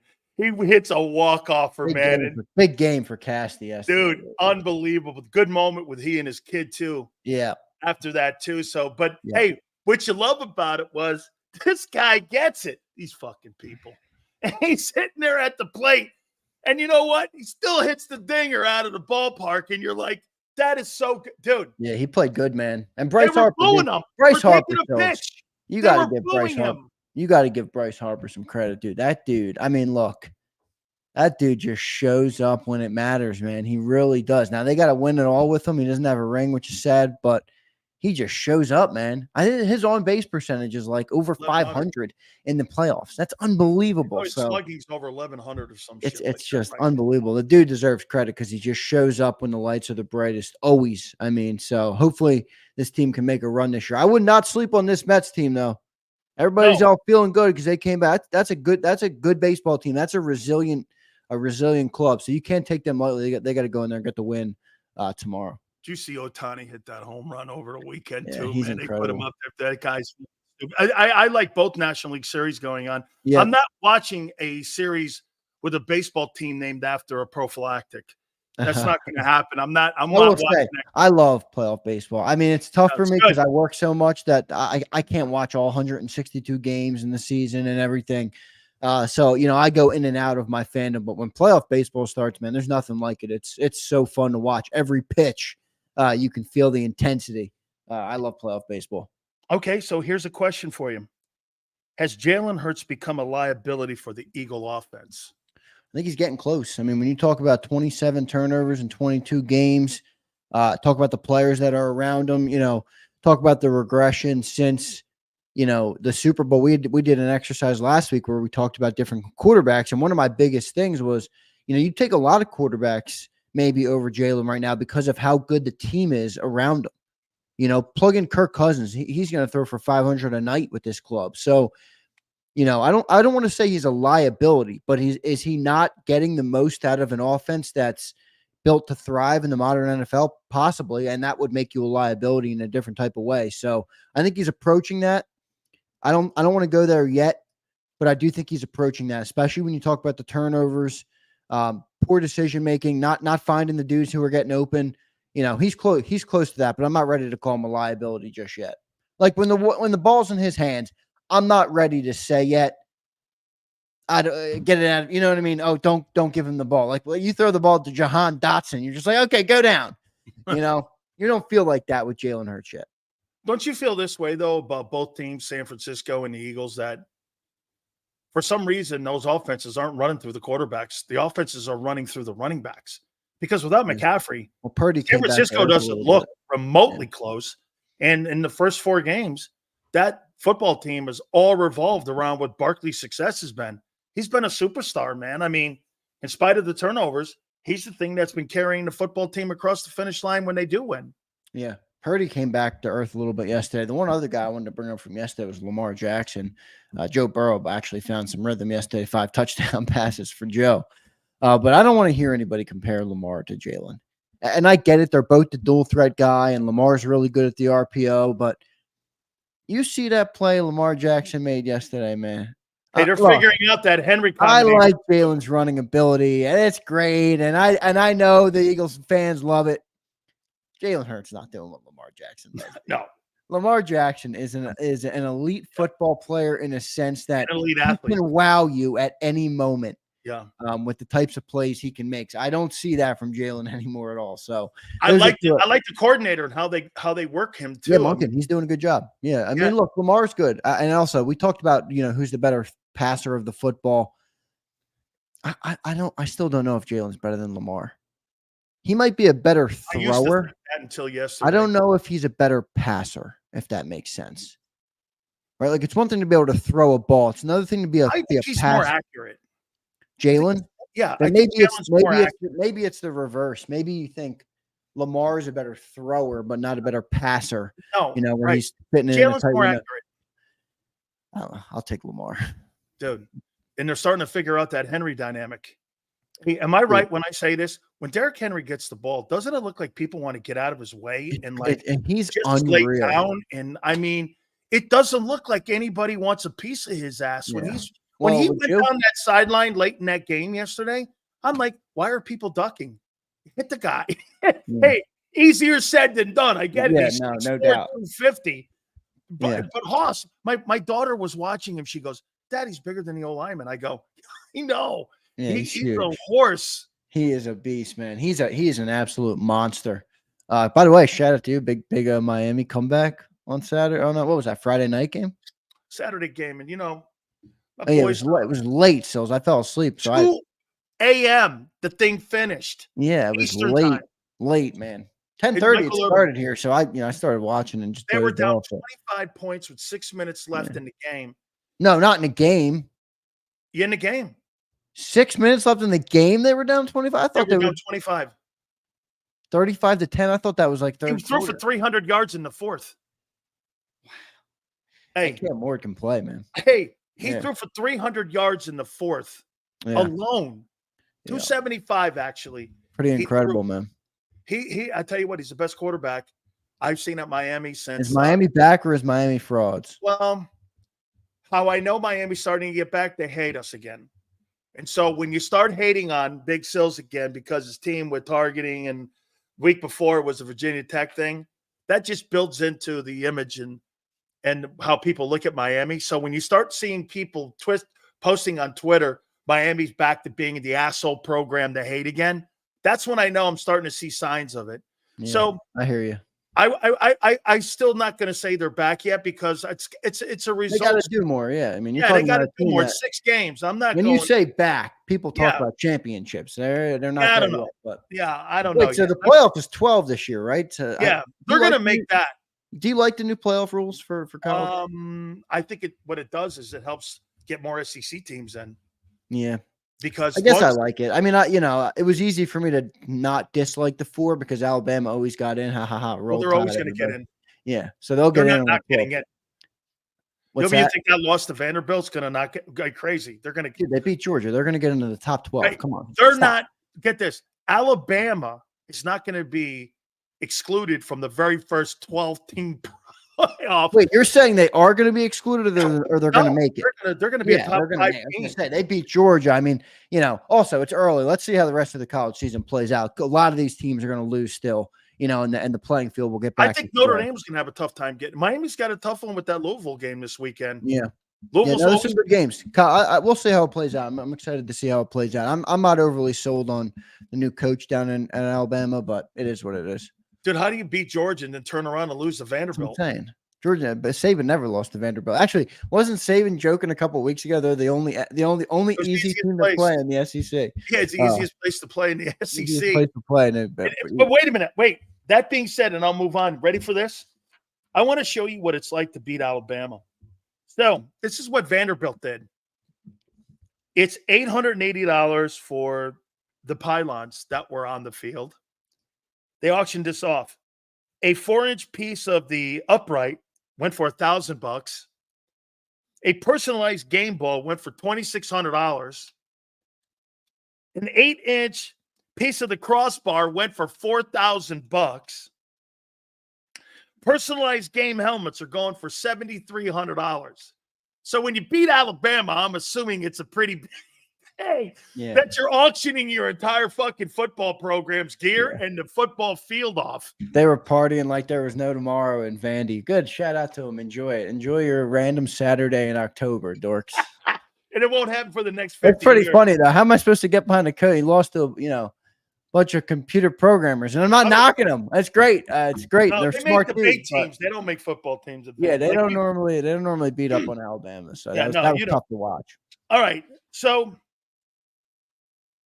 how do you see this? Don't give me what you think, because I already told you. I think the Browns. I'm going to pick the Browns to win this game. Yeah, you're going to change that. My prediction now is you'll change that by Friday. I will not change it. You will still watch everybody. Sileo will change that by Friday. I'm going to take the 8 points.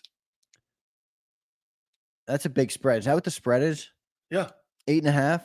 Yeah. Oof, that's big. That's big.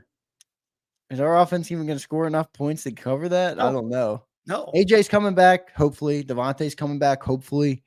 Lane Johnson back. I mean, that offense is going to work better than it has the last 3 weeks. Last time they had all 3 of those guys out there, they put up 34 versus the Packers. Yeah. Hey, welcome to the Sill Show. Anthony, don't worry. I got the Eagles hat right here. I retired it for the day I always have a catch. No, you know what? I always think things out here. All right. So do you have a problem with the football team showing up for the first day today, not having worked on I don't know. They're not there today. Where'd you get that? I thought I heard John said he showed up today. No, they're back this week. He didn't say today. Normally it's a Sunday game schedule. So normally that means Tuesday, Wednesday, Thursday. Well, Tuesday's Players' Day off, so Wednesday they're back. Well, maybe then they might be at the facility today, like a couple of them. I don't think they're doing any work though. It might just be like, a couple of dudes lifting weights or whatever. Maybe Jordan Davis got back from his sunshine vacation to Aruba, wherever the hell he probably went. He went to a fat farm. Yeah, maybe he went there somewhere to eat a bunch of food and all that bullshit. So they had the whole week and 3-4 days off. Wow, what a damn job that is. Look, that's the way to team now, man. They're a softy. They're a softy organization. We've talked about. Are you all right with that? No, I'm not all right with it, but I don't have any control over it. What do you want me to do? Sit here and cry about it? What I will cry about is when they don't show up on Sundays. So, well, that's been a common theme here. Okay, here. So when I go back to this liability thing here with your boy, 2023 to today, and in the last 8, 3-8, pass per game, 22nd. Pass yards per attempt, he's 20th. Passer rating, he's 20th. EPA per pass, 21st. Touchdown to interception ratio, he's 20th. Do you think this turns around when they get AJ and Devontae back, right? I think it turns around to some extent, for sure. I mean, look, you're getting back 2 top 12 wide receivers, and one of them's I would argue top 3 to top 5, depending on any given day. So, yeah, it's going to improve no matter what. Even if it means that Jalen Hurts doesn't read a defense better at all, he just stops, throws back, and slings it to AJ Brown. It's going to get better because of that reason alone. But, those numbers are pretty alarming, and he's going to have to turn it around. And the reason – we keep talking about Jalen because the team is going to go as far as Jalen's going to take us, right? I mean, not as far as AJ's going to take us, right? That's it. So if Jalen doesn't get better, our team has no chance at winning in January, and that's when we will obviously want to win. So he's going to have to get better. I think he will. Do I think his ceiling is lower than I once thought before the season started? Yes, I do. I think his ceiling is low, but our team is built in a way that you don't need him to be tremendous. Like, was Brock Purdy an MVP candidate last year? No, and he shouldn't have been. But the team went to the Super Bowl because they've relied on all the great weapons around him. If Jalen can find his rhythm a little bit, stop turning the football over. I mean, that's what's killing us. You can't turn. He's having back-breaking turnovers. Get rid of those turnovers. Play complementary football with the pieces around you.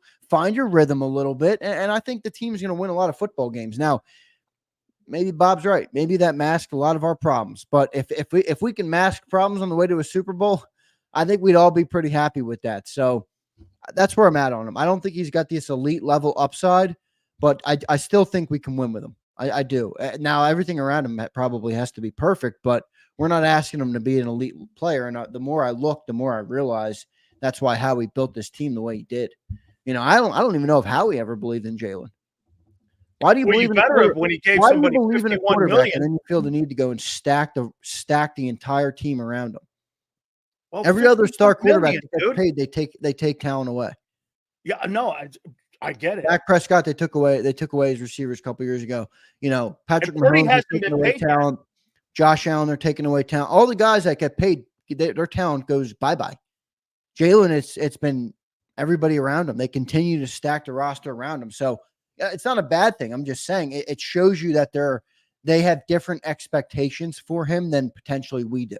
They don't even want him to be elite. Be competent.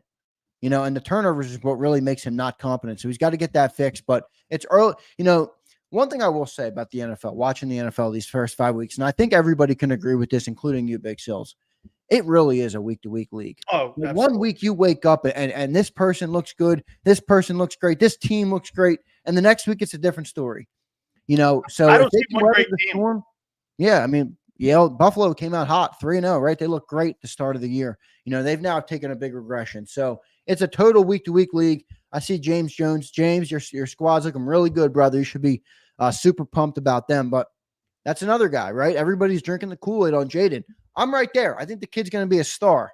But it's a 5-week sample size. The league's going to catch up to him a little bit. They're going to learn more of his tendencies on tape. He's going to have to learn and get better. And I'm not saying he won't. I'm just saying that's going to be a reality for him. So, we'll see how it all plays out. But this is a week-to-week league. This team, with the amount of players they have around them, it's hard for me to say that they're going to suck. How about this? Best quarterbacks in the NFC East: Jaden Daniels, Dak Prescott, Dimes Jones, and the worst quarterback in the East right now No, playing no, is I'm Jalen not Hurts. No, saying Dimes I'm shit. with you. Jalen's third. Well, Dimes had a decent game yesterday, and they got the win. Yep. Versus But a I still put scrappy Hurts Seattle third. team. That was a good win. Look, I'm not praising the In Giants, Seattle. but hear me out, everybody. That's not going to be an easy out, the No Giants. way. Just because they're the New York Giants doesn't mean it's going to be an easy out. You watch the way they played that Seattle game yesterday. They can show up on any given Sunday, and I wouldn't take any of these And they NFC did last East year. teams lightly. But you're right. I do have Jalen as the third quarterback right now in the NFC East. I don't know if I'd put Jaden 1 yet. He's playing like the 1 through 5 weeks. So if you're talking about just the first 5 weeks, Yeah. I'll put him at 1. But overall body, I think he's going to be 2, and I'd put Dak at 1. Isn't it crazy how Cliff Kingsbury and Brian Johnson, but that offense even looks different. I mean, Yeah. You know what? Like you said, it's too small of a sample size here. Now, look, we're getting to the part of the year now where you're going, it's not too early anymore, and it's obviously not too late. But you went through the first quarter poll right now, dude. We're now into the season here. This is no longer the first 2 games here. By the way, all the super chats, we'll get to them. We always do at the end, so make sure you guys appreciate understand. all you guys. We're going to get to every just one keep of them. sending them. We will get to all of them there. We promise each and every single one of you guys. So, I mean, you look at what Kingsbury's doing, dude. Kingsbury was the hire. Yeah. Because, I mean, look, because to me, hear me out. The reason why I say that is because doesn't Hurts and Jaden Daniels more have a skill set up for that style of what Cliff did with Kyler Murray versus Dak Prescott being an absolute drop back quarterback? He's never coached a guy. Yeah, Jaden Daniels is way better in the pocket, though, Sills. Did you see that touchdown strike he threw from the pocket? You see him looking to progressions You over. just don't see Jalen do that. And even if he does throw from the pocket, it does. Like Jaden Daniels was sitting there. He was cool, calm, and collected in the pocket, and he delivered that dime. I forget who made the catch. I think it was number 2, Dewami Brown or something. I forget the guy's name, but hell of a throw. I mean, Jaden Daniels is dual threat, but he's a very competent passer, and he's very competent in the pocket. That's arguably Jalen's biggest deficiency right now is pocket awareness and just being comfortable the in the timing pocket. in Like the you can almost see it, right? Like Jalen starts to I don't want to say he panics, but he just starts to get uneasy in the pocket. And that's why he loves to roll out to the right, because it almost is reassurance for himself, whether he's going to throw it away, try and pass it, or try and run it. He feels more comfortable in that environment. He does not excel inside the pocket. And I think that's the biggest difference between the two guys. But, it's easy to say Cliff would be great here. It's a way different setup, Sills. Dan Quinn's a defensive mind. Cliff Kingsbury has full autonomy of that offense. Now, they're saying Kellen has that here. Does he really? No, is Jeffrey Lurie and Howie involved? Is Nick involved? Is Jalen involved? Who's involved? We don't know. So I don't think the setup would have been as good here as it would be for him in. Maybe that's one of the reasons why Brian Johnson's getting a lot of love from Kingsbury, is because he does have that control. And he said it. He said it yesterday. He goes, one of the great things that we're seeing here is the coaching that Jaden's getting. And Brian Johnson has been a major part of that in his development so far in the early part of the season. That's some pretty good kudos for a guy that was blamed for Jalen Hurts' deficiencies last year in Philly, where you're now getting at least, and like you said, I get it, first 4 games of this guy, or first 5 games of this guy's career here, and it's out to a decent start right now, and it looks awful good, and he looks awful good too. But I also would make this point to you.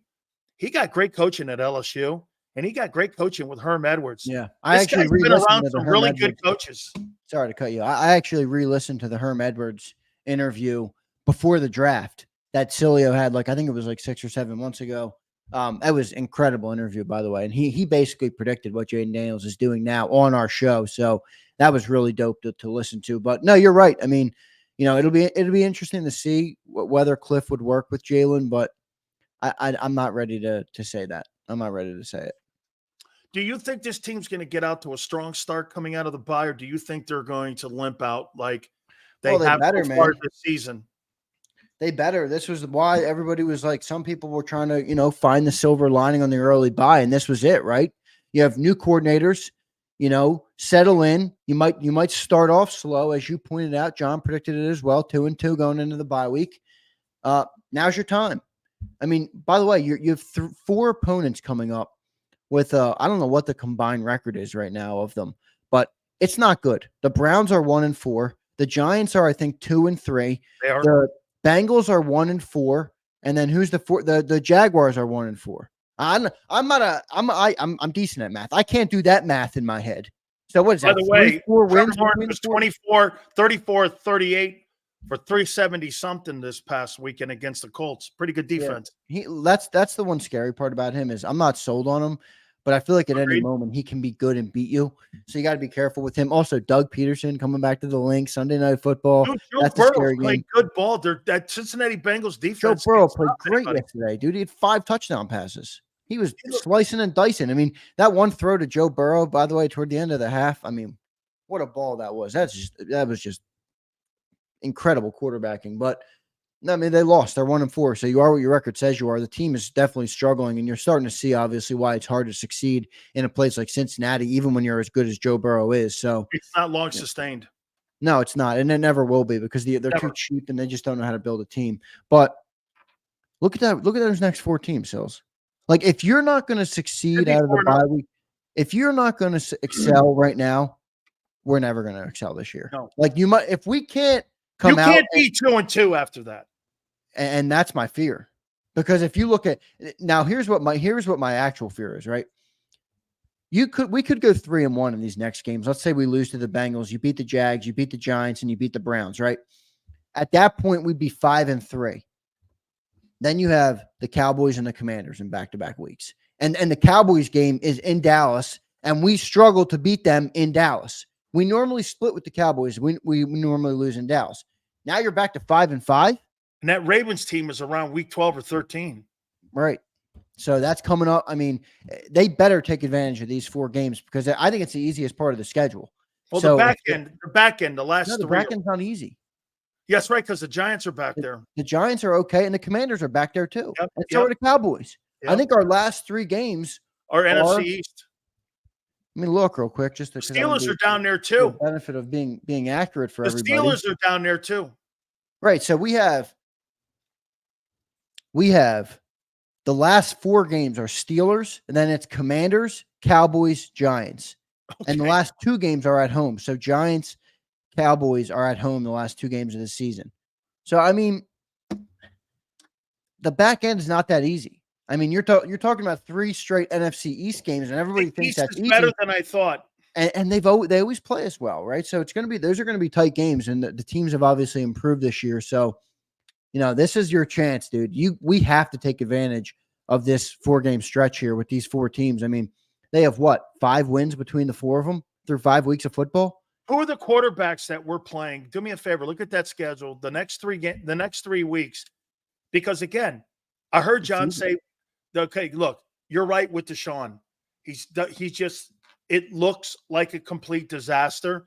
But give me the next couple quarterbacks that they're going to be playing against, and that defense is going to be playing against." The schedule's a little bit of a tough setup here. I mean, everybody's like, "Oh, we have the easiest strength of schedule because of all the records," but that doesn't mean they're going to be walking the park. It is the NFL. So next you have Deshaun Watson, obviously coming up Sunday. Then you have Daniel Jones. Then you have Joe Burrow. You have Trevor Lawrence. Those are 2 decent quarterbacks, obviously. Then you go Dak Prescott, Jaden Daniels. And then you move into Rams, Stafford, Ravens, Lamar Jackson, Panthers. I think that's a shoe-in win. I mean, hopefully. Yep, I'm with you. And then you go to that. Then you have that last 4-game stretch of the Steelers, Commanders, Cowboys, Giants. So, Steelers, by the way, I think Russell Wilson will probably be the starting quarterback by the time the Eagles play the Steelers. Yeah, we'll see. I don't know what they're doing with him. Maybe. I mean, he was terrible, of Justin Fields. They're not going anywhere. He's not a very good quarterback. But no. Some of these, the schedule looks easy, but it's one of those creepy ones where any game can creep up on you, and you can't take any game lightly, right? Like the Bengals are 1-4. You would look at the schedule if you take the team names off and be like, okay, that should be a win. That's a good team. They got a good quarterback, and they can put up a lot of yards. And right now, I don't feel good about any sort of what's it called, air raid, type of attack type Here- of team where you got to go back and forth with them, in a shootout. I don't like that, but I But don't here- know. I mean, But here's Xander. I mean, here is the one saving grace for Philly. We said it at the top here. By the way, we're going to get to all your super chats. Please keep sending them. Please hit the like button. I'm not afraid of any team in the East. I'm not afraid of any team in the NFC. Eagles are very capable of losing every game against an opponent on their schedule, but they're very capable of winning them as well. I mean, they're going to have to play 60 minutes of football, and they're going to have to get this, Xander. They're not a dominant team, but there's no dominant teams in the NFC. Everyone is going to have to play 60 minutes there's of no football. dominant team in the NFL Detroit. right now. That includes Detroit. Dude, what do you mean? Are you sold on Minnesota? I'm not sold on them, but dude, they got some good wins. Like they're now picking up good wins. It's one thing to say, "Oh, I'm 4-0 and I played a bunch of scrubs." They beat the Texans. They got some. They get the Texans. I think Niners. the Jets is still a good win. I mean, that's Niners. a good defense right there. I mean, they got some good wins. It's hard for me to not, buy into them a little bit. Now it's week 5. I mean, I need to see more, but shit, they're 5-0, man. They're in a better spot than we are. I mean, I'm looking at this schedule, and I'd like to get everybody's win prediction here. What it is right now. I altered mine down to 10. It's tough to get there. I mean, if you split, let's say you split with all the NFC East teams, right? You split with the Giants, split with the Cowboys, split with the Commanders, split with the who's the one I missed? Oh, no, all 3 of them. Cowboys, Giants, Commanders. That's 3 wins there and 3 more losses. I think you beat the Browns. I think you beat the Jags. And I think you beat the Panthers. That's 8 wins. Steelers is up in the air. The Rams, they're depleted with injuries. That's 10 wins right there. And that gives you a loss to each NFC East team and a loss to the Ravens, obviously, and the Bengals. This is going to be a really interesting run for the NFC East crown. Yeah. Okay. And right now, Washington's got the lead. Okay. Because Washington. Has Washington played a divisional game yet? No. I think they did. Didn't they play? Didn't they play the Giants? Let me look. I thought they played the Giants and won. Yeah, they played the Giants and they beat the Giants. Okay. They also destroyed the Cardinals last week. I mean, destroyed them 42-14. And dude, did you see Kyler Murray against the 49ers? He was fucking unbelievable. Yeah, he was great. The 49ers didn't look too good yesterday. Man, Kyler Murray, hey, and somebody brought this up. I think it was Senor. Dude, Kaiser White's playing his ass off. He looks like one of the top he looks good. And TJ Edwards. Thanks, Howie. Dude, can you imagine if you still had TJ and him on that defense? What a different look that is to your defense, and your front four's probably playing better just with those 2 guys. What's crazy about the Giants? You and John brought this up. You guys may end up making me look wrong, and you guys right. They got rid of Xavier McKinney, who has 5 INTs right now on the season, and they got rid of Barkley, who's maybe the second best back in the NFL next to Henry. And they got rid of all those guys, and they turn around and go to Seattle, and they win a fucking game. Dude, that's not an easy place to go up and win like that, man, is winning in Seattle. No, I do think there's a lot of unnecessary, hatred. They're the Giants. I don't give a shit about them. But I don't think Joe Schoen was entirely wrong. Remember, their team sucked. So he's building up the trend. One guy's 26 and the other guy. I know, but here, so let me ask you a question. If you're building a team from scratch, who would you rather get? Brian Burns or Xavier McKinney? Brian Burns. You need to get to the quarterback. That's where they prioritize. Saquon Barkley or offensive lineman. You need offensive lineman. I'm not paying $18 million for a safety, over $25 million for an edge. No way. Well, I'm going to pay the edge. That's a different. If I'm Howie, I would have went for Xavier McKinney. I'm not paying $20 million. We were in the Xavier McKinney. It got too expensive for the Eagles, but we could have signed him. We have cap. Green Bay signed him for 18. We decided to take $6 million less and give it to CJ Gardner-Johnson, who's been a bum. Yep. He's been a bum. He's a bum with a loud mouth. Yep. That's what CJ's been for us. Yep. Xavier McKinney is the type of guy that changes the look of your secondary. 5 INTs.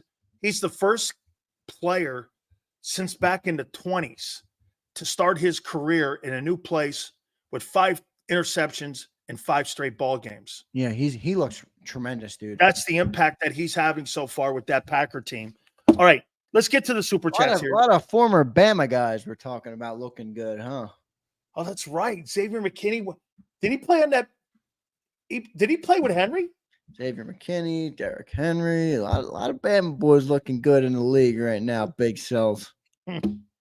I like Xavier McKinney, dude. Derrick Henry, guys. I'm watching the game with my daughter. My daughter goes like this. How come everybody's ducking? I go, well, they're not ducking. He goes, Dad, that guy ducked. And I went like this, and I go, Kim walked in, and she goes, well, you're going to duck with a guy 6'4", 250's running at you, and you don't want to be a highlight reel. Ask Josh Norman. I looked over at my wife. I go, you remember that? She goes, everyone remembers Josh Norman getting destroyed. Yeah, true. Let's get to the super chats, my friend. Let's do it. Guys, please hit the like button here. Sills, what if we lose to the Giants with Barkley? So? What if you? It's a divisional game. Common opponent. That's not a game I would sleep on, my man. Yeah. You come into the season, it's like, oh, Giants 2 wins. Giants 2 wins. They beat you last year with the pizza guy. Yeah, they did, and they've been battling this year. They obviously got a win yesterday versus a gritty Seahawks team. That's not a game I would take lightly. Random alarming trend. In the last 11 games, the Eagles have lost 5 by 17 or more points. Wow. That's a great 5 of their last 11 games, they lost by 17 or more points. No, Steve Beats. That's a great super. But that's a great stat. I saw another stat, and I don't have the exact stat in front of me, so somebody fact check me on it. I think on the inverse, the Eagles are one of the teams right now with the longest streak of wins within one score. Huh. So in other words, they're beating nobody by multiple scores. I think it's like two plus years now, or maybe back since that Niners game when we beat them in the playoffs.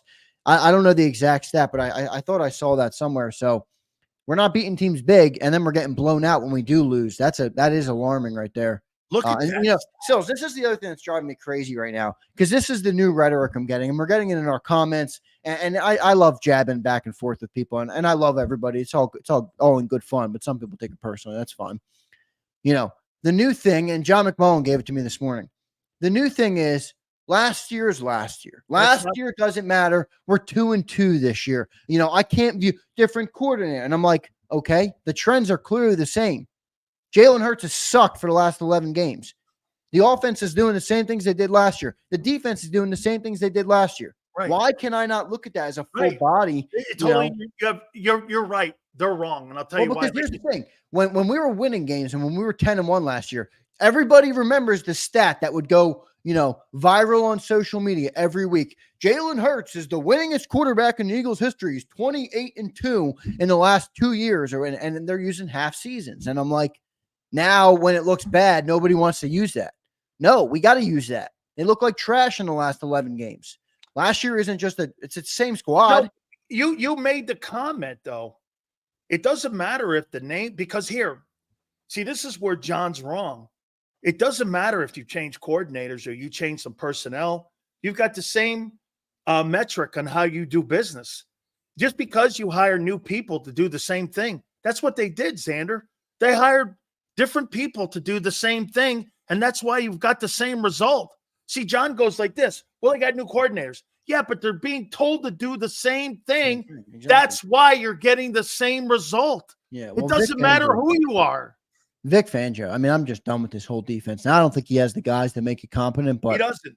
Yeah, let's move on. Dewar Garner checks in. Washington plays inspired team football. I barely even need to read more, and I know you're 100% true. Eagles seem to lack that. Wonder if that is coaching or big names who aren't scheme fits. That's it. He's right there, man. There's a part of this game that, you can have the greatest skill players. Standard, you look at everybody to be on your roster, but not everybody fits the scheme you're trying to accomplish with. Like, look at Kansas City, for instance. Not everybody could play in Kansas City. They look at everybody, but they pick a particular guy that's going to fit a scheme, that's going to fit a mentality, that's going to fit an approach, that's going to want to work hard, that's going to want to play preseason ball. All of that plays into it. Plus, you get the fabulous coaching by those two coaches, Spagnuolo and Reed. All of that. And you get great talent evaluation by Brett Veach. Remember, Brett Veach is not a bookworm. He's a personnel guy. That's why they're not missing on, dude. The Eagles do things like this. They do everything cookie cutter because that's what a CPA does. He's going to go like this. Okay, contracts here, pro personnel here, coordinators over here, head coach, and then analytics. He's got 5 rooms that he manages. Instead of letting the football people manage the football side of operations, Howie's got to be involved in all of it. And it looks it. You see it. I mean, the number, don't you get this, Xander? The number one thing that people keep saying is that, hey, you need to have a better game plan. Holy fuck. Here we go again. We're going down that lane again with another coordinator and another coach. Yeah. You've got to start looking at common denominators. And like you said, John, how come we're getting the same result? Well, because you're telling the coaches to do the same stuff. That's how they run it. It's true, man. And to Dorgunner, to your point, we do not look like we play as a team. We don't. And that goes back to last year. You got mercenaries on defense. You got guys that we have fallen find apart at the seams in terms of looking like playing for one another, playing as a cohesive unit, playing complementary football. It just looks like we have a bunch of athletes on the field. Like we don't look like a team anymore. And I think that's one of the biggest things that's missing, man. I mean, you got to play together in this game. Sileo will tell you that. He played at one of the played at the highest level you can get to. It's a team sport. You got to play as a team. You got to play for the person next to you. And I think the Eagles are missing some of that. The Eagles can only win if Hurts throws a maximum of 10 passes a game. He is only good in Navy-type offenses. Receivers can just run a wildcat. I don't know. So, Brian, wait a minute, Brian. You want him to run the wishbone in the NFL? Throw 10 passes a game? 10 passes. I think Navy throws more than 10 passes, Brian. Hey, first time since 1945, both Navy and Army are unbeaten. Yeah. Okay. Good. Shout out to our servicemen, man. Good stuff, man. Love it. Look at this here, man. The Eagles will go 14-3 if Hurts throws 10 passes a game. Holy cow. We just got another super chat from Brian here, so put that bad. That was door. Felice Howie for a 3. Dotson wasn't a scheme fit. Our wide receivers are expected to block. Dotson. Here's my question, and I will once again take some shit from the people in the chat, and I'm okay with that. But it's just an honest question: is Jahan Dotson as bad as he looks right now? No. Or does our quarterback have a problem elevating players? Because look at Olamide Zaccheaus right now, who was the wide receiver 3 here that everybody barked out of town. By the way, I know Olamide well. Went to high school with him. Great guy. Now, this isn't my point in saying it. He's playing great right now in Washington with Jane Daniels. Playing great. I mean, he's got more catches already with them than he had through the full season with us last year. Now, everybody told us last year, we need to upgrade wide receiver. He was our wide receiver 3. So the whole I liked him too. With the whole offseason, we was like, we got to get a wide receiver 3. Then we set a 3rd-round pick for Jahan Dotson. Is it Dotson, or is Dotson going to leave in 2 years when his contract's up and go and start making plays for another quarterback? It's an honest question. I'm just saying, is this a revolving door thing where it's like, here, the wide receivers for the Philadelphia Eagles with the metric that they had were open, the second most in the NFL, and Hurts is 25th in accuracy. I think that's telling you a lot there that he can't find them. I mean, Dotson's wide open, and they can't find him. And by the way, do you think Goddard will become more of a factor, or do you think now with AJ and Devontae coming out of the bye, he's back to the broom closet? Who, Devontae? No, Goddard. Oh, Goddard. Yeah, well, he'll probably will be. I mean, look, the one thing that Jalen has shown to do is that he likes the targets he likes, and for whatever reason, Goddard hasn't been on that until he needed to be. So with AJ coming back, I would say that will definitely happen. Where I don't want to say broom closet. What's that? That's so easy to scheme, knowing where he goes and what he wants. It's so easy to Yeah, scheme. even when you have a player as good as AJ, it's easy. Yeah. And AJ gets those yards because AJ's AJ. I mean, look, don't you agree he gets the majority of his yards after the catch? Well, he does get a lot of them after the catch. I think he's top in the league basically at that. So, people point out how good of his stats are with Jalen, but that there does need to be more factoring into it. So, big super chat here. I can see why we are continue to issues the locker room, full of critiques. Jalen Hurts, AJ, Devontae, and their huddle pregame, bad vibes. It's Nick. That's Nick. Isn't it? But you know what I'll say to you, Brian? One thing I'll say about Nick, he's becoming more and more irrelevant every week. Oh, this just into, I know Xander didn't hear this. Don't ever send him to a Phillies game. Okay? Don't ever send Sirianni to a Phillies game. He's the Philadelphia version of Drake.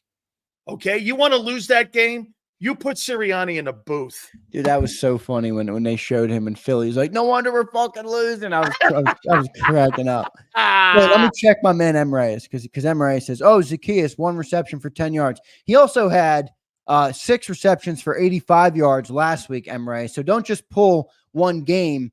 Jahan Dotson has like 2 catches for 8 yards in 4 games. And he was supposed to be the lead guy last week. So come on, man. I mean, Zacchaeus is not their top target. He had 85 yards last week. He's playing good football right now with Washington, a lot better than he played here. You missed the point. I didn't say he was a wide receiver 1. Michelle Reyes will always miss the point. Well, I get it. Come on, sweetheart. I know you love your boys. Because M. Reyes is a champion for his team, and I don't have a problem with that. I really don't. Doesn't mean I don't want to check him every once in a while, but he loves the birds, man. He keeps putting 14 and 3 in the chat. I don't see it, brother, but I appreciate you being here. That's for sure. He's a total dick. Anyway, Doug Peterson, Trevor Lawrence, 34. Get this, 34-30. I mean, what is it? What did he have? He was 28 of 34, 371, and a 37-34 victory. That's the guy that's going to be playing against the Eagle defense. How you doing? Okay. And the greatness of Gardner. Oh, I cannot wait for this weekend because you should blow this. You agreed that you should blow this Browns team out, right? You should. No. You're going to blow this Browns team out, right? No, I'm not saying that. My prediction will come Friday. Okay. All right. Guys, hit the like button. Gary Cobb's going to join us around the corner here. So the guys haven't showed up from their soirees and being out of town over in Morocco and they're in the Mediterranean. So now all the guys are going to be rolling into town here in Philly. What a country club life. Just like Javon Hargrave said. Like a country club there at the NovaCare. Holy cow, man. Yeah, they love it, man. They're having a good time. What a great life that is, man. You don't have to work hard. You just show up, go play a ball game. You get rewarded for being 2-2 and getting killed by the Bucks heading into a bye. That's fucking dope. I can't wait for this weekend, baby. So, Xander, real quick, let me ask you a question. When you see a team that has as much talent as the Eagles, I'll go offense because I don't think their defense is as talented as we thought, but I do think they have a ton of talent. There, though. What's that? There's some players. But when you see a team that has talent like we have, that went to the Super Bowl like we did, and they just look like they don't play for one another. And like, where do you put that? Is that a player thing? Is that coaches? Is that like what is that? What makes a team not play like a team? When you get, it's like the All-Star thing, right? You get the greatest group of guys together, and sometimes they just can't win because they don't play like a unit. In your eyes, what causes that? Okay, sometimes you get a good batch of free agents, and sometimes you get a bad batch of free agents. That 22 team were all veterans. They were playing for their last. Linville Joseph and Sue and all them guys were pretty much, BG was winding it down the last 2 years. Yep. You had Fletch that was winding it 2 years down. You had all those guys who were trying to win one last Super Bowl, and they were rolling all in the same boat together. They were all veteran guys. You had unrestricted free agents that you signed in Edwards and Kaiser, who wanted to show people that they were wrong. You had a whole really great group. Howie had a grand slam year in 22. Well, you're not ever going to see anything like that because since the 22 signs, they've all been mercenaries. You know what happens when you start working and you start losing, Xander, and you're in a team when you have mercenaries like that? You start grabbing life preservers for your own job. Look at Bryce Huff. You think he gives a shit right now about being a Philadelphia Eagle? He cares more about right now about his statistics and him playing and getting his incentives. He's not caring about winning. Do you actually really believe Gardner Johnson gives a shit about being – look at how he talks when he leaves a place. Either it's Detroit or Philly or back to Philly. He don't care. Do you think Darius Slay posting his stats gives a shit about being a Philadelphia Eagle right now? He gives a shit about his stats. All these guys are grabbing life preservers now, and they're all trying to tell you it's not me, it's them. So when you have that dynamic and you don't have benchmark guys, this is why the biggest disaster is going on in Philly. It's not on the offensive side. You're supposed to have a benchmark group of core guys. Jordan Davis, Jalen Carter, Nakobe Dean, your guys, Quinyon Mitchell, Nolan Smith. All of these guys have to be Derek Brooks, Warren Sapp, Rondé Barber, John Lynch. These guys were all drafted, and you know what you did around them, Xander? You put free agents around them. You don't put free agents, then put draft picks around free agents, because constantly you're going to not have a cemented benchmark group of guys to build your team continuity around. Look at the offense. The offense, look at this. Landon, Mulatto, Lane, Jalen, Goddard. Devontae. All of them are core guys that were drafted. They love being Eagles. The rest of those guys, bro, they're mercenaries. Yeah. They're worried about their careers. They're not worried about fucking Philly. Yeah, well, I mean, I think AJ likes it here. I will say. It's the one dude I really think you're wrong about. I think AJ gets the bad name. In fact, I think he could be the only thing that glue. Why wouldn't AJ like it? They throw him the most targets. He gets all the yards. My problem with AJ would be this. Is it more important for AJ to have 1,500 yards or 15 wins? It's a fair question, but I don't think he's ever showed you the other side of it. Like, I don't think he's ever showed you that he would have a problem with. Well, stop throwing targets to him and see how that works, and start spreading the ball around more. Is that on AJ or is that on Jalen, dude? I wonder if it's an analytics to go to him always and not have a primary target. I don't know. I mean, I think AJ is look.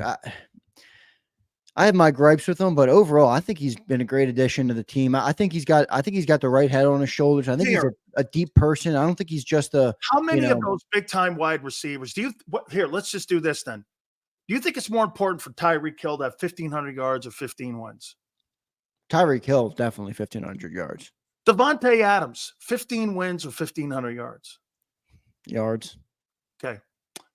Justin Jefferson, 1,500 yards or 15 wins? Yards. Okay. Stephon Diggs, 15 wins or 1,500 yards? Definitely yards. Proved that already. Okay. So AJ's the only one that you're saying to me that. No, I'm not. I'm just saying he doesn't strike like all the dudes you just named. I think it's obvious. Like, I think AJ would handle a different role better than those guys did. I really do. You mean like he did when he handled it in Tennessee and he keeps barking at them for not throwing him the ball enough? They wanted to keep him on a rookie contract. And not only that, they throw him the ball 68 times, which is I mean, come on. That's anybody that thinks that anybody that want here's the catch-22 with what you're saying. Anybody that believes they're great, anybody that wants to show that they're great is going to want the football. So there's almost a blessing and a curse with it, where you need a guy like that because you need a talented guy, but you also need a guy that understands the team element. I think AJ totes that line pretty good. If we're talking about personalities in the offense, he's probably the one I'd least have a problem with. Hey, Philly Jacks, he had it last year and he didn't get 15 wins. What are you talking about? He did have 1,500 last year. And you're talking about what? You were 1-7 down the line. Yale says the obvious. He's also $200 million richer. Oh, hey, I love it too. Yeah. Hey, I'm making $36 million a year. I love Philly. Yeah, no doubt. All right, let me get out of here, man. You got Gary. All right, man. Hey, do me a favor, guys. Please hit the like button. We really appreciate it. Wait, one more real quick. Just hit these super chats real quick. I'll roll them up for you. All right, man. Got it, man. Let's get these super chats here. By the way, Brian, I could see why we have continuity issues. The locker room is in full critique. Jalen Hurts, AJ, Devontae have their own huddle pregame. Bad vibes. Let's get to the next one here. Nobody runs a quarterback faster than Philly fans. Nobody turns on a quarterback faster than Philly fans. There you have it. M. Reyes would take a bullet for Jalen Hurts. He needs to come up for air once in a while. It's getting scary out there, says Brian. Stay.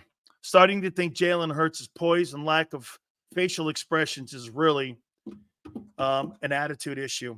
Stay. You can tell that off a guy's face? Really? I don't give a shit about any of that stuff. Go play me a football game. All right. Hit the like button here. So here, I do want to start the show off here with Gary Cobb. By the way, it's a Fox game on Sunday on Fox 29 in Philadelphia. It's a 1 p.m. Eastern game against the Cleveland Browns. And I'm going to read these stats here to you, okay, before I bring Gary up. Here are the Cleveland Browns entering the game. They're 31st in offense. They're 29th in pass offense. They're 26th in rush offense. They're 27th in scoring offense. They're 32nd in third down efficiency. Defensively, they're 11th in total D. They're 10th in pass defense. They're 20th in rush defense. They're 15th in scoring defense. They're 18th in red zone defense. They're 7th in third down efficiency. How come I feel like this game's going to be close on Sunday? Let's bring Gary Cobb from Fox 29 in here. And this is going to be interesting here. Gary, I appreciate it, my friend. Hey, Gary. How you doing? How about this? The Eagles have not reported yet to the NovaCare Center. They've had the entire week off last week, and now they'll be showing up on Wednesday when they get their game plans, and they'll be ready to rock and roll for the Cleveland Browns. Much deserved 2-2 record and getting killed by the Bucs. Very rewarding, huh? Yes, it was. The thing about it is, they have really struggled. And really, I don't know whether you could put all of it on the coaches. Part of it's on the coaches, part of it's on the players. But they haven't been getting it done. I mean, I think that's very clear. And, of course, that starts with the quarterback. Jalen hasn't been playing well, turning the ball over. And really, the coaching-wise, I mean, you go into that last game, why aren't you going to feature Saquon Barkley? I don't see how you don't think that through. He's your best player. You got a good offensive line. You're not going to go in and try to run the ball, to have some possession, to keep it away, from what was a pretty good offense. And Tampa Bay has had success against the Eagles. And so why do you don't go in there with that type of game plan? And then ultimately he makes a play that kind of gets you back into the game. He's the guy that's been making plays for you all the time. Why don't you run the ball to keep it away from Tampa Bay? I don't understand it. So it's not just the players, but the coaches got to take some responsibility for what happened in Tampa Bay, because that was very disappointing. Coming up against Cleveland, we talk about that, but Tampa thing, we cannot be feeling good about what we saw there, both from the players and the coaches. Gary, I'll ask you this question here now. We threw this out in the first hour here. Has Jalen Hurts become an offensive liability to the Eagle offense? I don't think it's going that far. He hasn't played well. I mean, with turning the ball over, that is a problem. And that's going to be an issue. But I do think, though, that he's shown, though, that, he can make things happen. And I think, in fairness, they haven't been at full strength. And without their weapons, they're not the same team. You take away A.J. Brown, I mean, if he's playing for any team, you take him away, it hurts the offense. So the fact they got him, and then they had Devontae out, you got your two best receivers aren't playing. I think you got to go into that game, like I said, and go, we're going to feature Saquon Barkley. In fact, we're going to go in, we're going to try to run the ball. And the fact that you don't do that when you got, I mean, does anybody know the names of any of the Eagles wide receivers? Come on. I mean, the guys they had out there, these guys haven't played any, they haven't played for the Eagles. So I don't see how you don't go into that game, especially with what Saquon Barkley has given you. You got a guy that you can feature and run the ball, and then you throw the ball off of that. You go play action pass. Once you get the running game going, it's the only way I think they could go into that game saying we can win this game is we have got to control the ball. The only way we can do it is with Saquon Barkley, and then with whatever passing game we can have off of that. But we think we can run the ball on these guys, and we can impose, our will on this team. That's the only hope that I saw in the game. But, of course, they go into it. They're going to throw the ball. When we don't even have anybody to throw the ball to. I don't get it. Gary. So I don't put that all on Jalen, even though he didn't play well. Yeah. Going into this weekend, the earlier show brought this up, and I went and looked it up. So this weekend, Vic Fangio has never had a number one defense in his entire time. He's never won a Super Bowl. Mm-hmm. And now you're going against a coordinator that has a Super Bowl championship as a coordinator in Philly. Last year, he was the defensive assistant coach of the year. He's got a top-flight defense. And I look at that, and he's got Myles Garrett, by the way. And there's people all over that defense that can play some football. Yeah, you're right. That's going to be a challenge here. So when you look at Vic Fangio here, how come I'm becoming less impressed with him, with his scheme? And Gary, it's not because I don't think he's a good coach. I think he's a poor fit because they don't have the personnel to play his system. I mean, don't you agree? If you're going to hire somebody, this goes back to that front office stuff with plug and play. Just because Vic's a good coordinator doesn't mean Vic is going to take the personnel you have, Howie, on the roster that you assembled and turn them into a top 5 defense. Doesn't it have to be that the coordinator should have some say in the type of personnel he has for him to be able to come in and play?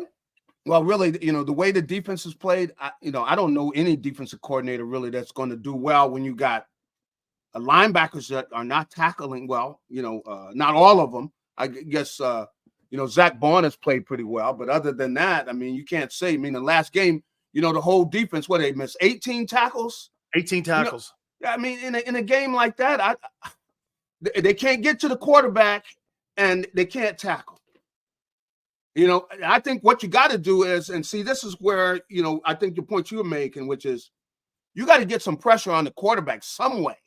You can't just stay there in that defense and say, well, we're not going to go after them. And then I didn't like the fact that Vic didn't tell the guys, they come over on the sideline, get up on the receivers, man.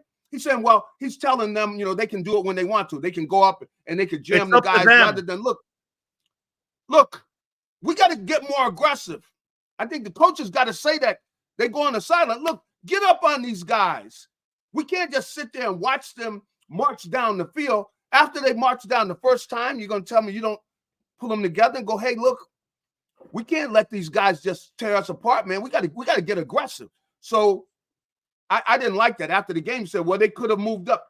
Did you tell them during the game, move up on the guys? I mean, they're like, well, they know they can't. I mean, I don't get it. I know he likes to play a conservative type of a defense where he doesn't want to give up the big play. But if you're just letting a team, they march 4 times right down the field and score a touchdown, the way you don't have to change something up. I think you got to change something up. So I think it's players and coaches that are the problem that last game, man, on both sides of the ball. I don't get, what are you doing? I don't understand. You just sit there and you let them just march right down the field, especially you got the young kid. Come on, you're going to let the young kid over there where you don't tell him, get up on the guy, man. Yeah. We got to take that away, and Gary, is that communication that they're not good at it back there in the back end yet? Is that what the problem is? Is that because he even said we got to communicate better with these guys, because if you're leaving that up to those guys to press them, that's not being conveyed. I mean, somebody's got to tell them to be more aggressive. I mean, after you got one drive, you're just going to sit there the whole first half, and they're just marching right down, score, march right down, score. You're sitting over there on the sideline. Come on, somebody's got to say something. So something's got to happen there. Then the tackling. Stay up on the guy. Stop going after diving after a guy's ankles to try to make a tackle. What are you doing? Go up on the guy, wrap him up. We'll get some other people there to make a tackle. Because if you wrap a guy up, the other guys are going to come there and help you take him down. I mean, but you can't be going after guys' ankles and stuff. That's enough of that nonsense. Get up on the guy, go in there and wrap this guy up and stay on your feet. Don't be just going after a guy's ankles. You can't play football like that. Come on. Gary, the NFC East. Now you got Jaden Daniels. Oh, man. And I tell you, I saw that, boy. I said, oh, boy, man. Cowboys get a win over the Steelers last night. Now you have Dime Jones and the Giants going out to Seattle and surprising that team out there. Wow. The NFC East, these games, where you may have penciled in some wins here with Washington and New York. And with the way, like you said, 18 missed tackles, the way the defense has been and the way the inconsistency has been and the injuries on the offensive side, that run to the NFC East is not going to be, I think, what a lot of Eagle fans thought, a little bit easier than we had projected, because that Jaden Daniels in Washington now, that guy looks like the real deal. And Cliff Kingsbury and Brian Johnson have done a hell of a job with that kid. Well, it's not just there. Their defense is playing well, too. Yeah, linebackers are playing great. You see that. I mean, but you do see the fact that, man, this kid is, he's putting the ball. I mean, he's throwing the ball deep. It seems like they putting him in position to make plays. Of course, you see the way the kid can run. And so, that's a threat all the time. So anytime somebody loses contain or anything, you got a problem because this kid can really run. So, I watched the game, man. I tell you, I didn't come out of that game feeling good at all. After looking at them play, I'm saying, okay, I can see what they're doing, and you can see how they're playing. They just got a great. It seems like just the chemistry on the team that the Commanders have got something going, and they can see with this kid, man. He's going to put pressure on you all the time because anybody loses contain or anything, he's got the wheels, and you can see this kid can run. And he's got a great arm, man. And, the deep throws he was making, and I've seen the highlights, but I hadn't really saw him play, in one of the games, and that wasn't really one of his better games. I mean, he didn't start the game off well, but you see he's got composure, and with the way their defense is playing, I say, and you can see they're having a good time. You could, so it's going to be a challenge. The Eagles have got a challenge. But the big thing they got to do is they got to get their act together, and you got to get that offense going because the offense is the strength of the team. And so getting AJ and Devontae and them back out there and getting Jalen to, taking care of the ball and playing the way he's capable of playing, that's going to be the key to the season because I don't think you could look at the defense and say, well, this defense is going to carry us. Finally, I don't think that defense. Yeah. How big a game is this on Sunday here? And emotionally, coming out of a bye, you were injured. You've got a team on the ropes right now and injured that Chubb, I don't know if he's playing. Deshaun Watson hasn't played well, but you've wobbled yourself a little bit coming out of the gate. I mean, I'll tell you what, Gary, they lose this ball game on Sunday to the Browns. The city will light that team on fire, man. If that thing goes south here, because this is a game you should win pretty handily. The Buccaneers were right around these same type of numbers heading into that game. Now, that game was down in Tampa, and the heat and all that other shit kind of maybe played a role in this. But, the Bucs were down in the 20s offensively. The Bucs were down there in the 20s defensively. You got a great coordinator. And let's not forget about Kevin Stefanski. He's a 2-time NFL Coach of the Year, and you have Jim Schwartz on the other side. I mean, this is good. I think this is going to be a tougher game than what people think. I think you can depend on them because they're fighting for their lives. I mean, that's right, and they know jobs. That, and jobs right now. Deshaun Watson. I mean, I looked at that game too. I mean, he looks awful. He doesn't have He's missing wide open guys, Gary. No accuracy. Just doesn't seem like he's reading the coverages and. He's having problems, looking downfield. He doesn't look as fast as he was previously. So they should be able to go in there and really get after them. Now, defensively, you know they got some good players on that defensive side of the ball. Tremendous So, players. you know, the Eagles are going to have to go out. They're going to have to go there, and they're going to play well. And we need to see some of that team that went down to New Orleans. That's going to be the key because defensively, they got to show up, and they got to play much better than they have been playing. Or you could end up what? I mean, if Cleveland can score some points, you know they got a good defense. So you're not going to score for so many. But the big thing the Eagles have got to do is they got to take care of their own business. They got to come in and they got to play well. And that means the offense, moving the ball, and that's key. That means their best players are on the opposite side of the ball. So they got to show up and they got to play well. Gary, Bernie Kosar told me this morning, he said that they believe if they score first and they get 14 or 17 up, 17-7, they think they can beat them. He says that's what the Bucs mentality was. Jim Schwartz was talking to Todd. He says, once we got the lead on them, they were not coming back because they didn't have comeback capability. Now, that was because obviously AJ and Devontae weren't there. But for them to get away from Barkley, which Todd Bowles, talking to Bruce Arians, said that they were shocked they got away from Bowles or they got away from Barkley in the second half. Yeah. But Jim Schwartz believes if they get a lead on them, they have the defense to stop that offense because, again, that defense a year ago was number 1 in the league. We're not talking about a defense that doesn't have talent on all levels. They believe they can stop them. Now, you know, Washington got after them, and Washington was able to throw the ball downfield. You know, Washington did a lot of good things, and the kid, at times when they made mistakes on the corner, you know, he got outside and he hurt them with his legs. So I know Jalen will be looking for that as well. But the big thing they got to execute their offense. They got to get the ball to Barkley. I'd like to see them try to run the ball some. You know, with a good back and a good offensive line, they got to go in and enforce their will on other teams. But offensively, they got to have a good day in order to beat Cleveland. So it's not going to be, you know, Cleveland's fighting for their lives. I mean, don't you think? I know Gary, they got a bad record. Yeah. Don't you think the Eagles have to play 60 minutes of football each and every single game the rest of the way out because they don't have the defense to shut people down? And you know what? I'll say this about everybody else in the NFC, to be fair to Philly. I don't really see a dominant team in the NFC. I mean, you know, if you're sold on Minnesota, okay. But yet they haven't been through all this in a while, okay. But outside of them, I mean, Detroit's wobbled.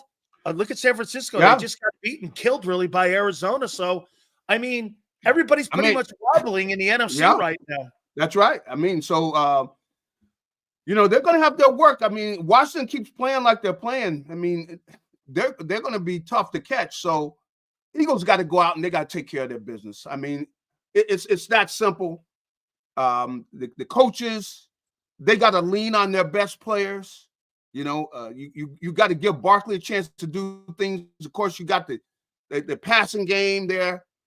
They got to play the way they're capable. But the offense is where they're spending all the money. So the offense really is what's got to carry this team. I mean, it's that simple. They know that. We kind of knew that coming into the season. The defense has been disappointing. So it's even more true than we thought it was. But clearly, you know, the offense has got to carry this football team. So they are going to be the key to the rest of the season. And it starts this week against a good defense. But they got to play the way they're capable of, and they need a good game out of everybody. Absolutely. Gary, I appreciate it, my friend. By the way, it's a Fox game on Fox 29 in Philadelphia, 1 p.m. Eastern. Yep. Browns will go into Lincoln Financial versus the Philadelphia Eagles. Gary, thanks a lot, my friend. I appreciate it. If it gets ugly, I hope it doesn't get ugly, man. You know, you don't want it to get ugly over at the Lincoln Financial Field. No. Hey, you think Castellanos got booed? You think Castellanos got – oh, by the way, I've got just a little precursor here, just so if you ever around any Eagle fans or anybody else, don't ever have Sirianni go to a Phillies game because he's like the Philly version of Drake. Okay? I mean, he's just bad luck. I mean, okay? Don't have him show up, man, because that's not a good look. He needs to be handling his business. He got a lot of tape to look at. So you go over there and look at some more tape. Absolutely, man. Go take a look at Amari Cooper and all them guys. Gary, I appreciate it, my friend. All right. Hey, take it easy. You got it. Don't forget to catch the game on Fox 29 in Philadelphia. Please hit the like button. Come on, Dick Train. It's going to be a big game this weekend, baby. Absolutely. Are you crazy? Holy cow. This game, Big Sills is taking the points. Big Sills is taking the points in the Browns. Dick Train. Come on, man. You ain't winning that game on Sunday. Who, with what? Tyrod Hurts? Guy's a liability. Are you kidding me, man? Yeah. Hey, Teddy Bridgewater Hurts. Pick one, my friend. Sills, what do you think about the kid from Texas A&M? Yeah, no, he's a good football player. We'll take a look more of that stuff here coming up as we get further into the college football season. Absolutely. Man, what are you, crazy, Dick Train? This is going to Jalen Hurts MVP. Shit, Jalen Hurts hasn't looked like an MVP in a year and a half. Guy looks like a bum. Come on, Dick. Dick Train's rooting for a dude right now that's common and one of the bottom 5 quarterbacks in the league. I can't wait till the top 10 QBs come out. Hey, you want to see a QB tonight? Yep. He'll be with Big Red tonight. He'll be with Big Red. Do me a favor, guys. Please hit the like button. Week 5 of the National Football League. We'll take a look. Hey, one of my favorite lines of the weekend. Last night, Mike Tomlin was asked about the loss to the Cowboys. He goes, there's a difference between squashing grapes and drinking wine. Oh, my God, I'm going to steal that. Jalen Hurts squashes grapes. And Patrick Mahomes drinks the wine. Oh, my God.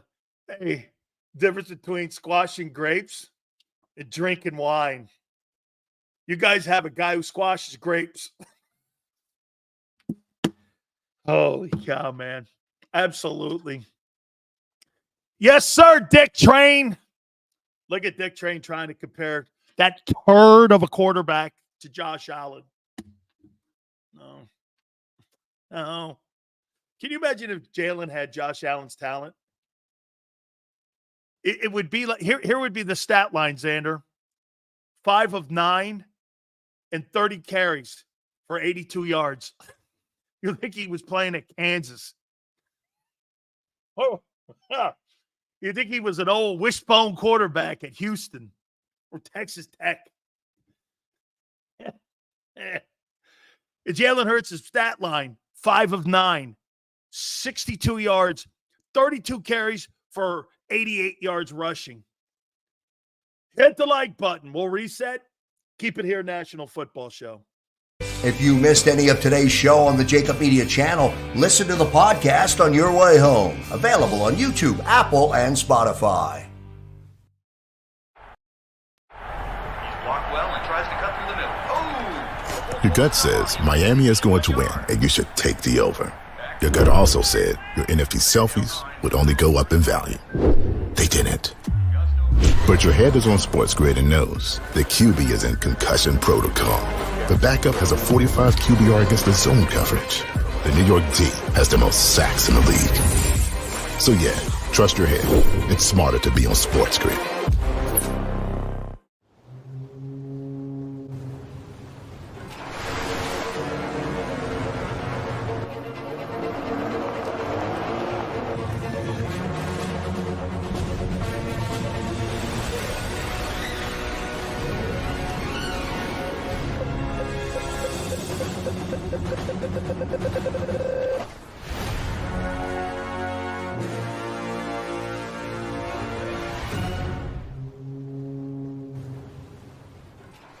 Score and save at Southeastern PA and Delaware with Colony Pools this football season, and let the experts close your pool with a custom Merlin safety cover in green for the birds. And if you join our Winter Watch team, we'll give you another 20% off, and Colony Pools will handle it all. Keep your tiles on your pool, not in your pool. Fly with Colony right now, Birds fans. Visit flywithcolony.com.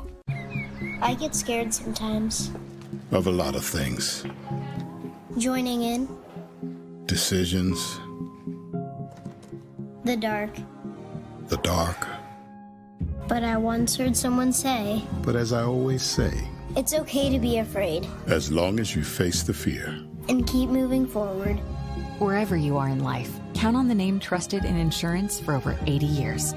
Independence Blue Cross. Hi everybody, my name's Jason Lombardi. I'm an inspector at DryTech. At DryTech we offer 3 major services, the first one being basement waterproofing. The second service we offer is foundation and structural repairs. And then the third service that we offer is mold remediation. If you feel you are having a waterproofing issue, give DryTech a call or check us out online.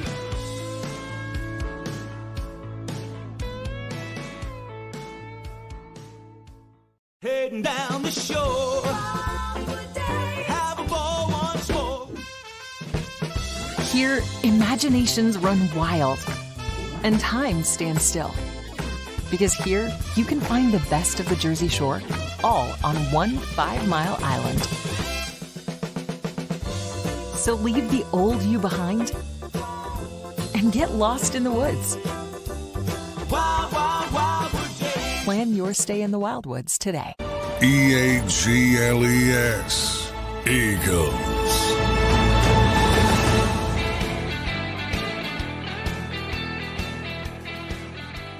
Big Sales National Football Show. We appreciate you guys coming aboard. It was great to see my friend Billy Corbin.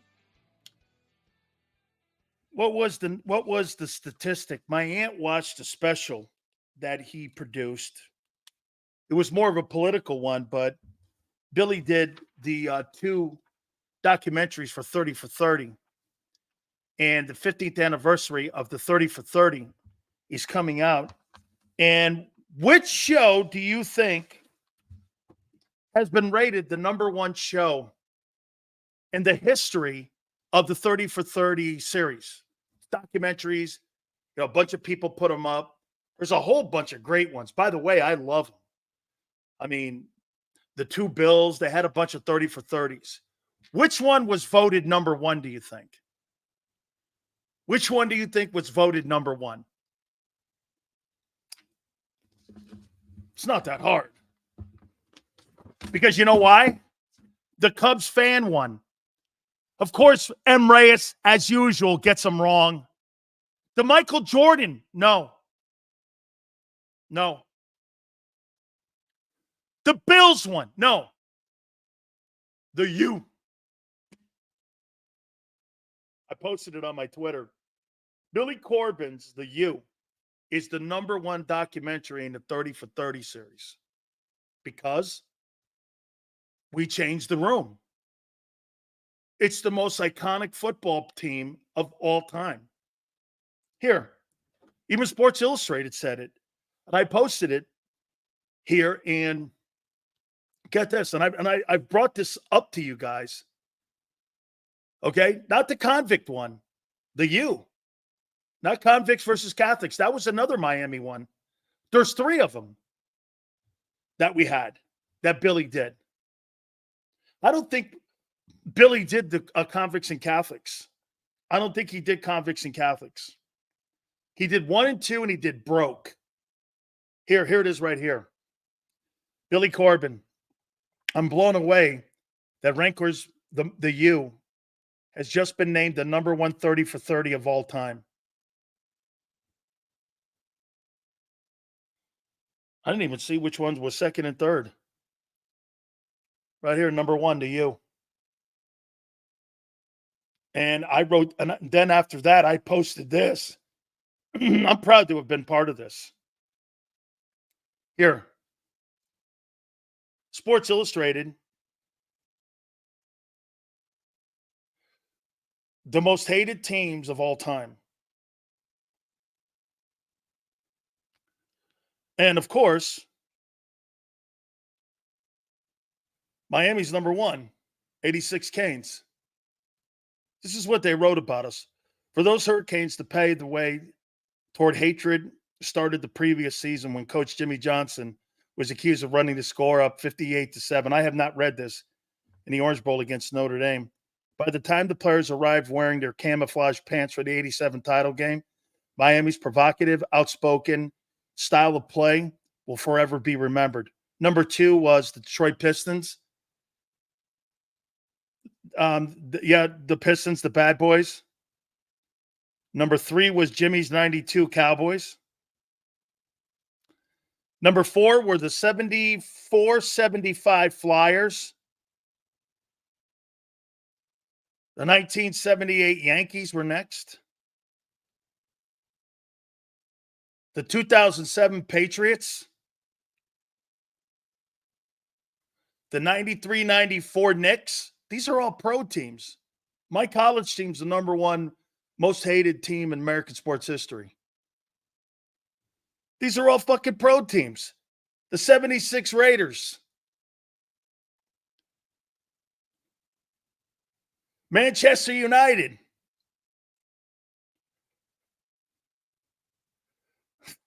The 86 Mets. The 72 Soviet team. Little old Big Sills. And you wonder why people have a problem with Big Sills. Well, I was on the team with the most hated guys. Laughed my ass off. Cocaine's. Hey, M. Reyes, if you played like Lawrence Taylor, who was the greatest defensive player on the planet, and he did a couple lines, what's it to you? What are you, a moralist?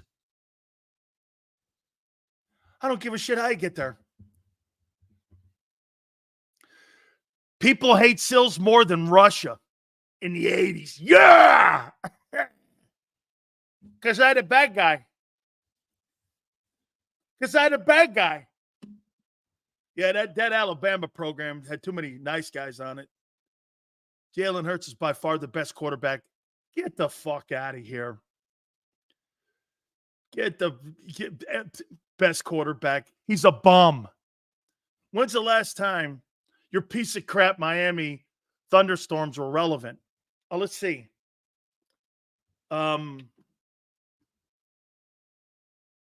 About 4 months ago, when we put 3 more Hall of Famers in the Hall of Fame. That's when. And a year before that, we put 2. And the year before that, we put 2. And the year before that, we put 1. And the year before that, we put another 1. How you doing? We own the Hall of Fame. We put a guy in every year now. You're welcome. You're welcome. Cocaine, definitely performance enhancing. Well, shit, you should give a line to every Philadelphia Eagle guy then coming out of the bye because he'll need it.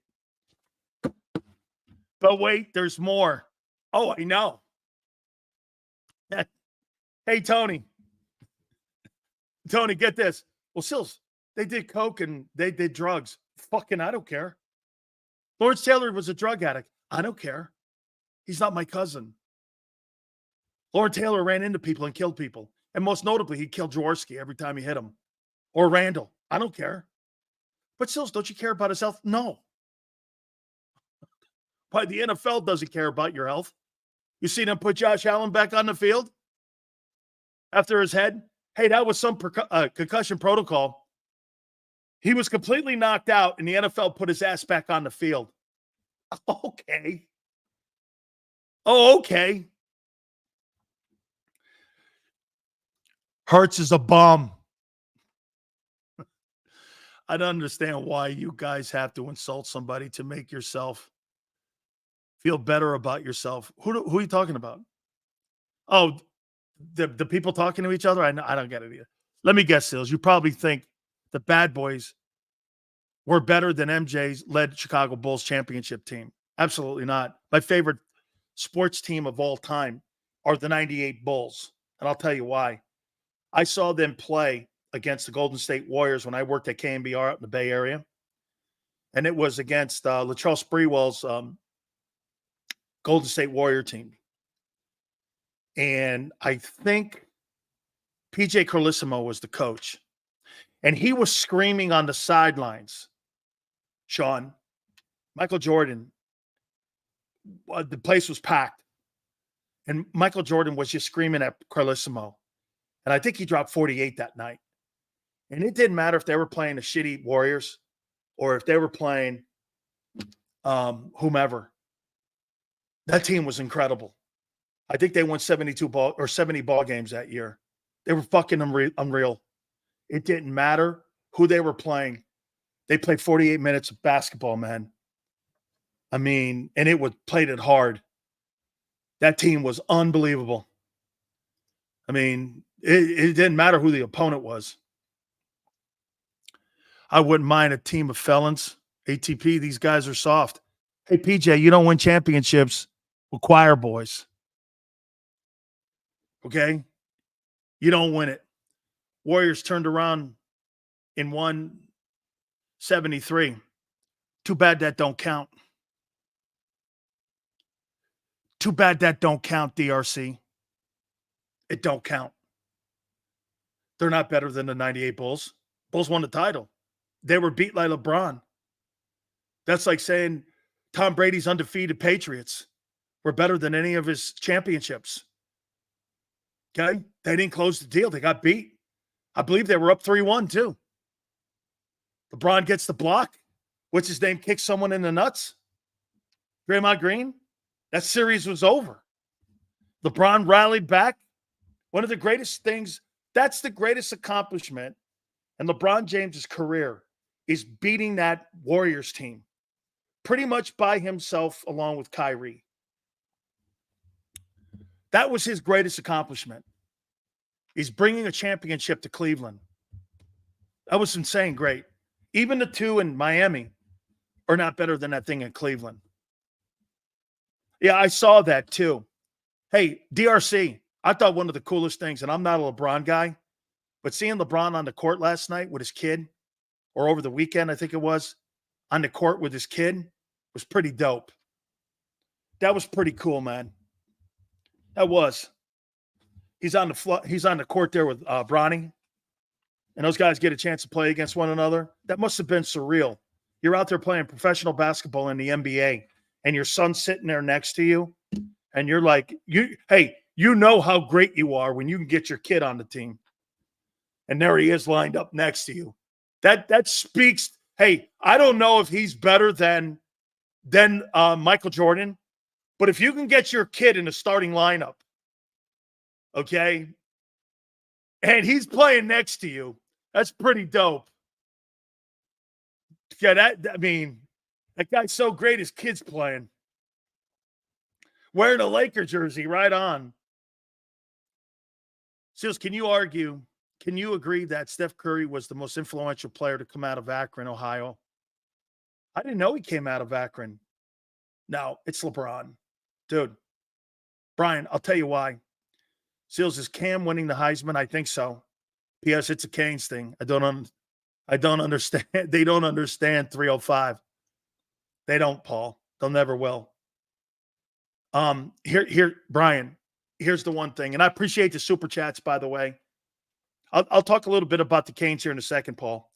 Brian, LeBron James should have a course study on him at Villanova or at Penn, because here's a kid with no money, with a single parent, raised by his mom.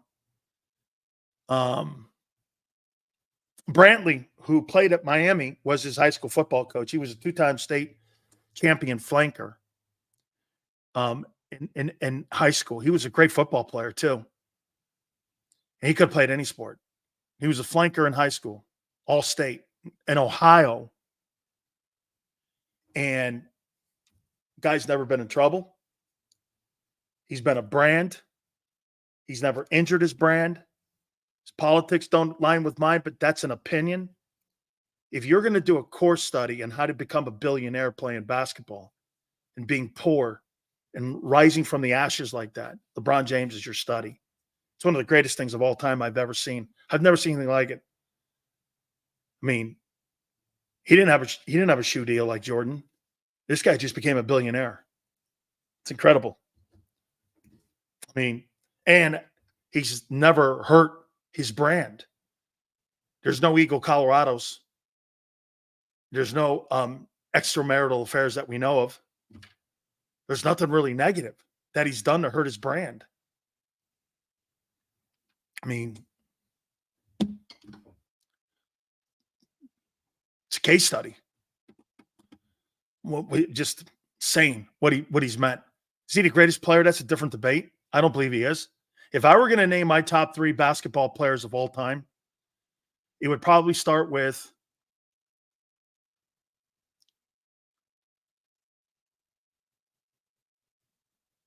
Jordan, Magic Johnson,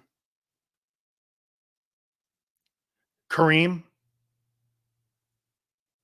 LeBron,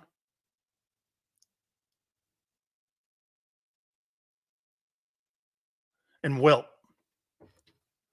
Those would be my top 5. Okay.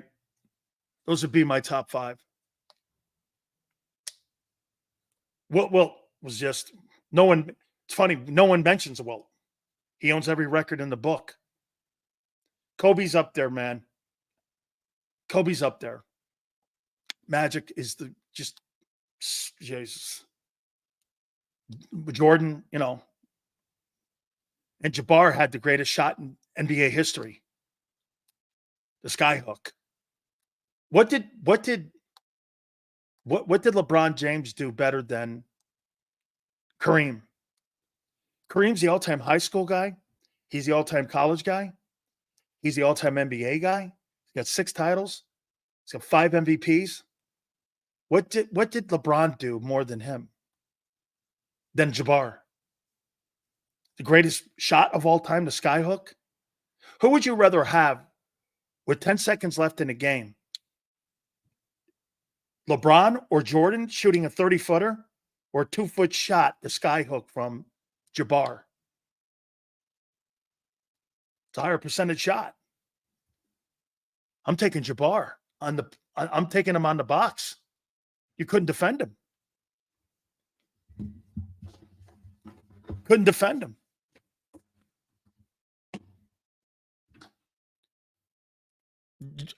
Jordan and crazy. I mean, LeBron dunked better than Kareem? Yeah, okay. They outlawed the dunk in college because of Kareem. Okay? You couldn't defend a skyhook. Okay? Of course, I would want Kobe more Philadelphia guy, but respect to LeBron, he's the GOAT of the 2000s. Duncan was Duncan, the best power forward in the history of the NBA. There's no doubt. And that includes Barkley and Hyde. Okay. Neek was a great dunker. I think Vince Carter could have been better, maybe. Master Chief, Larry Bird. Bird was sensational. He's in the room in the next level with Dr. J. Dr. J was my favorite player growing up. All right. We're going to reset. We're going to also look at week 5 of the National Football. Kareem was the tallest in the league. That's a good point. That's why Wilt also had great numbers too. Playing against a bunch of white guys at 6'4". There's something to that. Kobe didn't need a bunch of all-stars to win rings or solidify his legacy. Well, I think the only team, Russell and Olajuwon, could be in the convo at center. I'll tell you this about Olajuwon. Russell's 6'9". He's as tall as Magic. I mean, the championships, he's the greatest American winner of all time in team sports. He not only won those championships with the Celtics, but he won back-to-back national titles at San Francisco and was the finals MVP. I mean, you can say whatever you want about Russell. Russell won all those games at San Francisco with the Dons, and then he turned around and won those NBA championships. This guy won 11 titles in 13 years of playing basketball. I mean, you name me a better American sports legend that did that won all those titles like that. Russell's the greatest team sport champion of all time. I'm not necessarily thinking he's the greatest player, But as a team sport guy and a team sport, hard to argue those numbers. I mean, he did it at every level too. But to me, it's still Jabbar. Jabbar was better than Russell. I don't know if he was better than Wilt. I never saw him, but I saw Jabbar play. Kimberly goes, Jelly Bean. Can you imagine having a father like Kobe did, where you're showing up and Dr. J and Chet Walker and them fuckers are floating around the gym, and Billy Cunningham and Tony and all them guys are rolling around, Moses Malone, and you're rolling around and you're a young kid, and there you are, you're Kobe Bryant. Well, I don't know if that's that group, probably the Barkley group. So you're rolling around with the Barkley guys and Dr. J, and you're 10 years old and you're shooting with them. Stupid cool. Stupid cool. Seals, you remember the guy, that outfielder before he played a game in the NBA? Remember the guy that, before he played it? Yeah, Len Bias. Len was my roommate and my lifting partner at Maryland when I was at Maryland. Len and I were great friends. I've told, I know Yale knows this, but two of my college buddies were Jerome Brown and Len Bias. And, you know, I watched Len Bias play when I was a kid, and I was playing at Maryland my freshman year. There's my ACC championship up top. I got one before Len, and Michael Jordan would come to town, and those two guys would play against one another. Ralph Sampson would come and play. Those Duke teams were good, getting better. The Virginia team was unbelievable with Sampson. But Jordan and Dougherty and hey Yale, who's the guy that played with the Lakers that was on those Carolina teams? That was a finals MVP. What was that guy's name? He was on that team. Yeah, they drafted him. I found out when I was at Miami that, James Worthy. They'd all come to Cole Fieldhouse. We'd sit there and we watch these guys. So I'm watching Michael Jordan versus Len Bias. It was crazy. And we would travel down to Chapel Hill, and we would watch those two guys play down there and go down there and watch that. Incredible. Jordan says to this day the greatest basketball player he's ever played against was Len Bias. I never seen anything like him. We worked out all the time. How we feeling? 6-0. Cam Ward, a dog. DRC. I got asked this question over the weekend about Sills, Miami. How you feeling about him? Tempered. And what I mean by that is I see great signs of life again in the program. You guys want to know how hard I am on your Eagles? Well, here. Sills, how excited and proud are you of the Canes? I'm getting there. Eked one out against Virginia Tech. Man one up against Cal. Okay? Great teams find ways to win. Don't act surprised. Act like it's a common thing. Like, look at Alabama losing to Vanderbilt. It's the greatest moment in Vanderbilt's life. That's when you know your program is elite. They're selling end zone cones for $800. They're selling pieces of that moment for thousands of dollars. To Alabama, it's just another SEC game. To Vanderbilt, that's a program builder. To Alabama, that's a bump in the road. They don't look at it any other way. That's when you know you're an elite program. So when people go like this, how excited are you? I'm like, act like you've been there. Act like you're going to stay there. And act like you belong there. That's when you know you're a championship team. When you're constantly there. I mean, like it's kind of comical watching the Vanderbilt people. Like, what's his name? Skip Bayless, who went to Vandy. He's trolling Alabama? Guy, really? You're trolling a Bama program that's got like 15 national championships. Are you fucking nuts? It doesn't even sound normal. I mean, right? M. Reyes says something interesting. Xander, what's the new guy's name from Washington? I don't think the new guy's holding them to the same standard. What would he know about a standard? What in the world would he know about a standard? What would he know about it? What would he possibly know what a standard is? Where the fuck did he come from? Standard? The standard just retired. The standard was there with Bryant. Shit, there was even two other guys who won a national title in there. What's his name? The guy from the Cowboys, Gene Stallings. He won a national title there. Gene Stallings won a national title. One of Bear Bryant's assistants.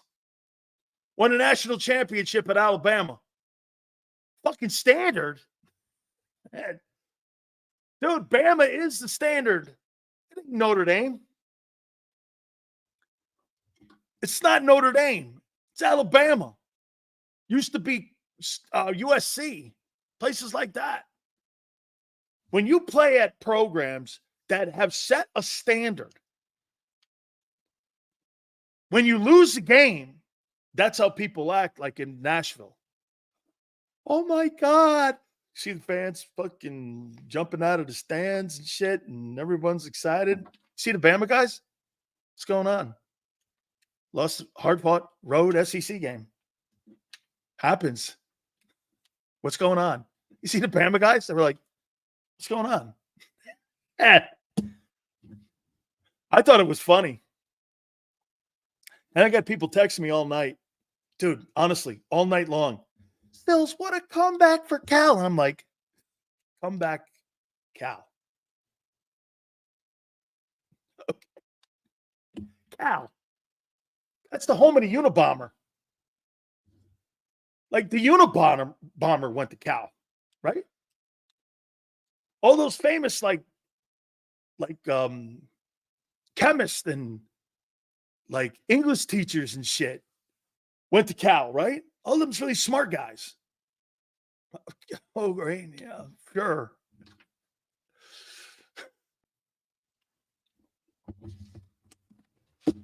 Yeah. Hey, I didn't realize this though, but my freshman year, my very first football game was played at that place that Vanderbilt plays. In 1983, it was an ABC game. And I played my very first college football game at that stadium in Vanderbilt. And we beat them there at Vandy in Nashville. It was pretty cool. I remember going on that. Someone reminded me of that last night. That Sills, remember we went to Nashville. I was like, we did? He goes, yeah, the first game of the year in 83 with the Terps. We played Vanderbilt. And we beat them on ABC. It was the first time my folks got a chance to see me play. Was when my freshman year at Maryland, when we went to Vanderbilt. Yeah, I played in that. That stadium's been around since 1922. Yeah, hey, Yale, great grub there, man. Stayed in a great place there downtown. Really a cool place. All right, do me a favor. We're going to look at week 5 of the NFL. We're going to reset. Please hit the like button. Keep it here, National Football Show. If you missed any of today's show on the JAKIB Media channel, listen to the podcast on your way home. Available on YouTube, Apple, and Spotify. He's blocked well and tries to cut through the middle. Oh! Your gut says Miami is going to win, and you should take the over. Your gut also said your NFT selfies would only go up in value. They didn't. But your head is on Sports Grid and knows the QB is in concussion protocol. The backup has a 45 QBR against the zone coverage. The New York D has the most sacks in the league. So yeah, trust your head. It's smarter to be on Sports Grid.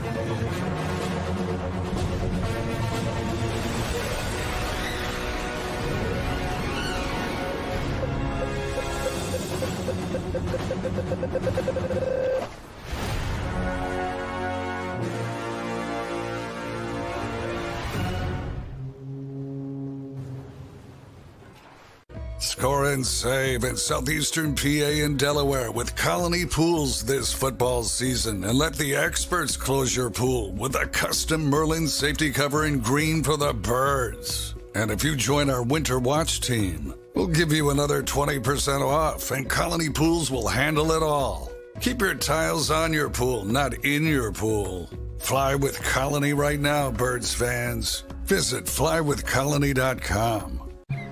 I get scared sometimes. Of a lot of things. Joining in. Decisions. The dark. The dark. But I once heard someone say, But as I always say, it's okay to be afraid as long as you face the fear. and keep moving forward. Wherever you are in life, count on the name trusted in insurance for over 80 years. Independence Blue Cross. Hi everybody, my name's Jason Lombardi. I'm an inspector at DryTech. At DryTech we offer three major services, the first one being basement waterproofing. The second service we offer is foundation and structural repairs. And then the third service that we offer is mold remediation. If you feel you are having a waterproofing issue, give DryTech a call or check us out online.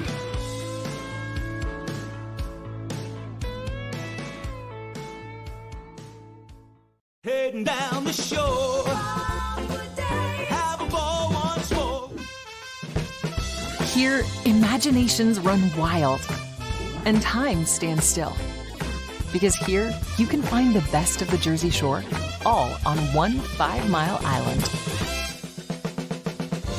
So leave the old you behind and get lost in the woods. Wild, wild, wildwood. Plan your stay in the Wildwoods today. EAGLES. Eagles.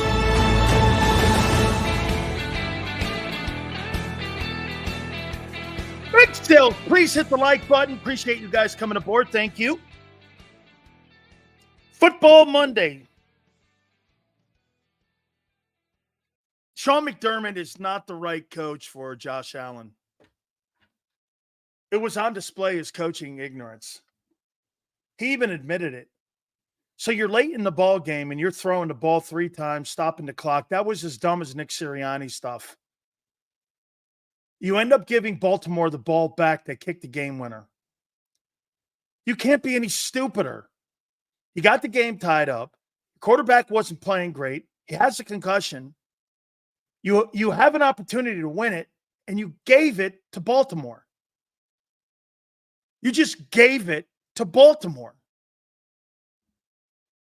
I mean, thank you, Abe. 8 more, guys. Please hit the like button. I mean, yeah, Abe, he's got a concussion. By the way, they didn't even take him into the tent. I think he was shit about his health. Cared about winning. I love how the NFL does certain things. You're not taking Josh Allen out of a football game against C.J. Stroud. That's a marquee matchup. Remember something. This is about television, too. This is TV. This is not to do with players' health. Nobody cares. I think the NFL gives a shit. But it's the greatest thing. God bless you, fans. And you guys think that. They don't care. They care about TV ratings. By the way, that game last night between the Steelers and Cowboys, greatest thing ever happened was a delay. Why? You had 15 hours of NFL programming and commercials. For 15 hours. Hey, man, God used to own Sundays. NFL does now. NFL owns Sundays. They own it. 15 hours of programming they had on Sunday. $2.5 million per commercial for 15 hours. What a day. Josh Allen, he's making $50 million. Who gives a shit? Right? Well, look at week 5. It was a telling week. And I think it tells you a little bit about this year in the NFL. Like, what two teams right now? Let's do this. What two teams right now do you think will make it to the Super Bowl? Shit. Kansas City? And in the NFC?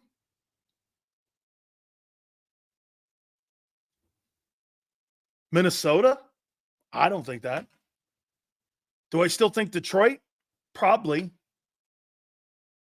Who else? 49ers? I don't know. I don't think so. The Eagles? Too many question marks.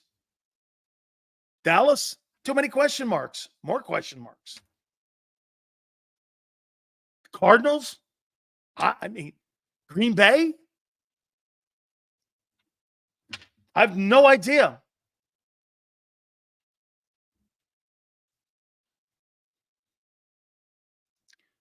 Why do the Ravens run Lamar and Henry in every game besides the Chiefs? Damn, senor. Senor. That is such a great and absolutely spectacular take.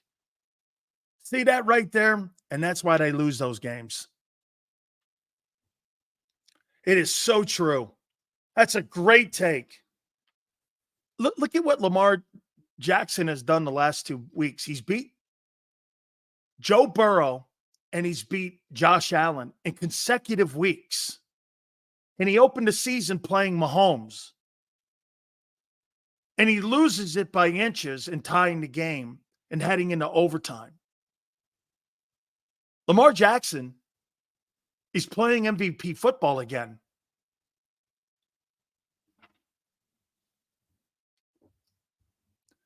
If the Eagles win only 3 of 4 games, do they draft Sanders top 3? No. What are you going to do with Hurts' contract, Skid? Skid, you're just as in the same shape as the Cleveland Browns are. The problem, I mean, the luck of it is that he's not playing as poorly as Watson. But you're in this for the next 3 years with Hurts. You're in this with, by the way, you're not going to lose 3 or 4. You're going to be floating around the 500 mark all the way to the rest of the year, like I said. I say you're a 9-8 team. I upped it 2 wins from 7. And I say 9-8. That's where I think you're going to land. Travis Hunter is the best player in the country. He was the best player in the country last year. Texans. That's right. That's right. He beat Baltimore beat Cincinnati, dude. Josh Allen lost to CJ Stroud.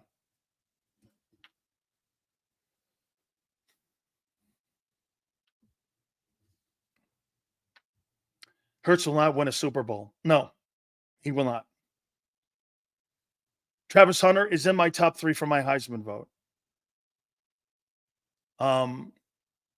Why would you want Sanders' kid? I don't. I think the kid at Miami's better. Kid Arch Manning might be better. There you go. Look at Michelle Reyes. You guys can win 4 Super Bowls. How about if he goes through a 4-game stretch not having a turnover? Let's try that first. Sills, is the ceiling for Hurts Sills, is this the ceiling for Hurts if he loses to the Browns?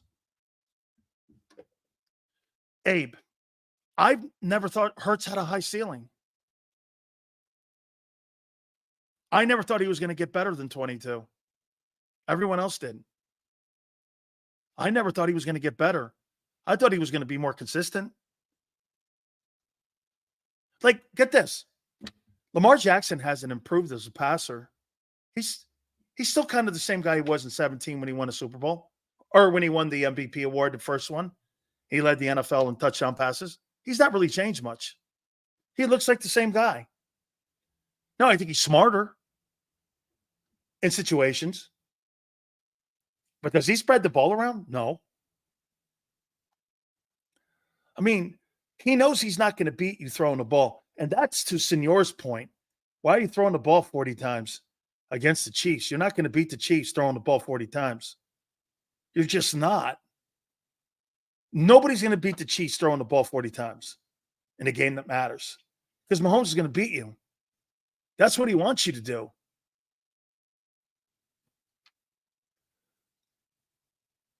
Nebraska quarterback? Name me one that's ever played in the NFL that was worth a shit.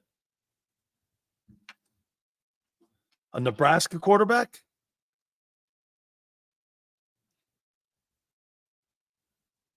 I can't think of one.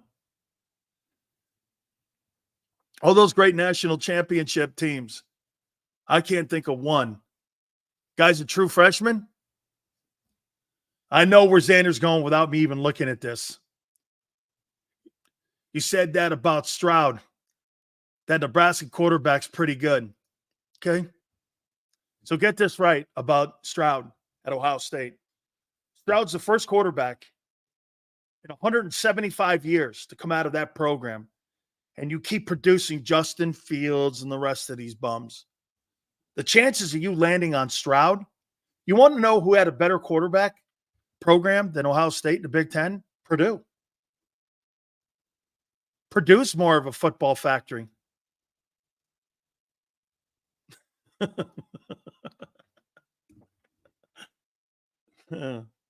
Xander's a true vulgarian, I'll tell you that. I don't want to hear no Jalen Hurts slander till he has a consistent coordinator in more than a year. Well, you're never going to get that, dude. This guy just woke up here and thinks that he's going to get a consistent coordinator. You're going to have a new one at the end of this year. Get used to it. It's not how you run business. It's how you run quarterbacks out of Philly. You are never going to have a consistent coordinator. Hey, Senor, tell Jarrell he's never going to get that. You can wish that all you want. He's never getting that. Okay? Yeah, right. Look at this guy. Some fucking false thing that he's saying that fucking Jalen Hurts with all that superstar talent, who's been a turnover machine for the last year and a half and has sucked out loud, is in Josh Allen's league. He has nobody on that team. Nobody. Zero. You've got A.J. Brown and Devontae Smith, and you can't do dick with it. Fuck it. There's not a quarterback. Can you imagine Matt Stafford with those guys? Can you imagine that?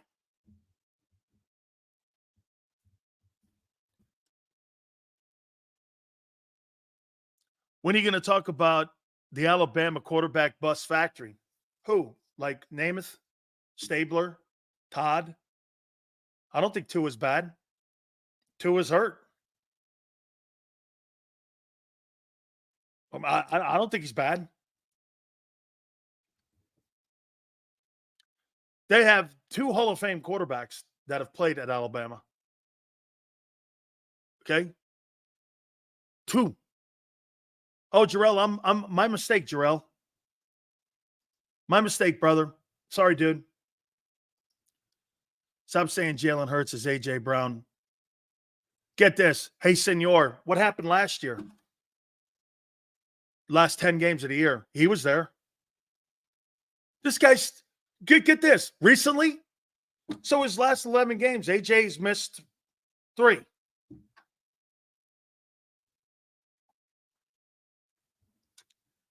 Where was he last year? Dude, he was there during the collapse. The Hurts was dog shit.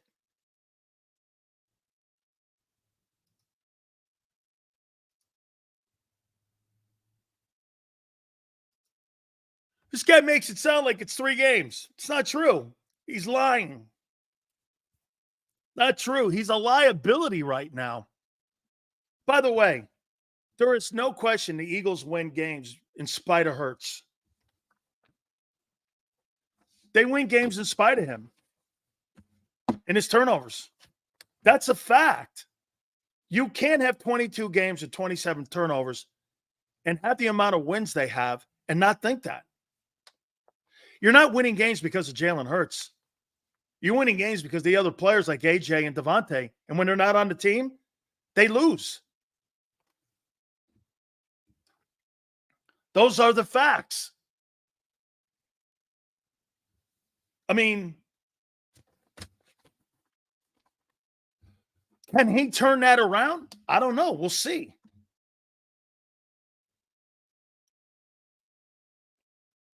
I'm sure everybody in the NFL uses analytics, but I believe we use analytics the most out of everybody. We probably use analytics, 90% of which is crazy. Alfredo, I will say this to you. I don't believe they use applied analytics. He contributes in other ways. Like what way? If you were GM, Sills, what's the first thing you would do right now to right the ship? Hey, Eagle Podcast, this is such a great question. And I wish I had started my show off with this. If you were GM, what would you do? It's so easy. What would be his leadership sucks? I disagree, El. I don't see any leadership out of him. Hey, what is the one thing what's the one thing you would do right now if you were general manager of the Philadelphia Eagles to right the ship? There.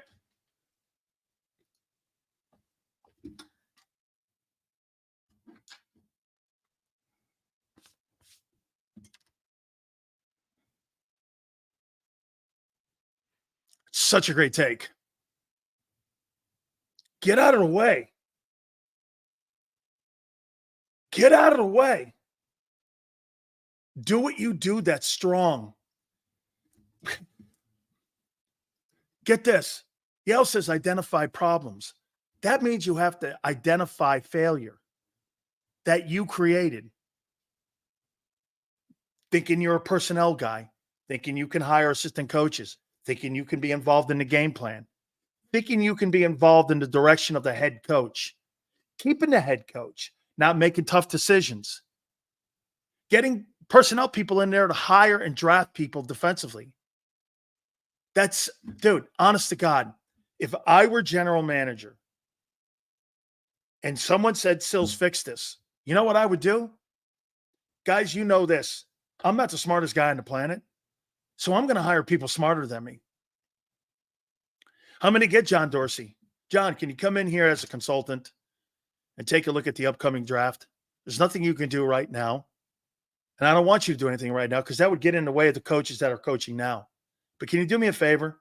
Can you look at the current roster and then can you look at the potential draft that you have seen coming up? And here are the holes that I think.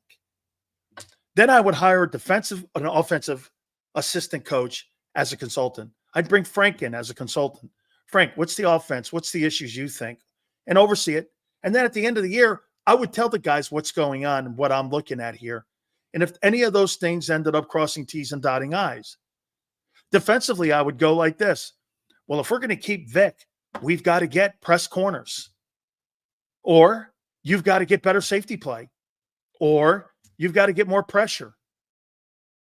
The 2 defensive ends you have right now are failures. The guys in the middle, your linebackers, get this, your edge and 2 inside linebackers are atrocious. as a group. Has to be in the bottom 5. You've got to fire every one of them guys. I mean, if you were going to put Nolan Smith on the market right now and try to get a draft pick for him, I don't believe you could get a 4th rounder for him. If you were to try to trade Bryce Huff, you'd probably have to pick up at least half of that contract for you to move him for a quality pick. The linebackers are not worthy of a draft pick to be traded. Zach Bond may have increased his value for what, a 5th rounder? All right. The Kobe Dean, a 3rd pick? You couldn't get but a 6th or 7th rounder for him. He's not good. Every guy you have playing on defense has no value almost of what their original value was.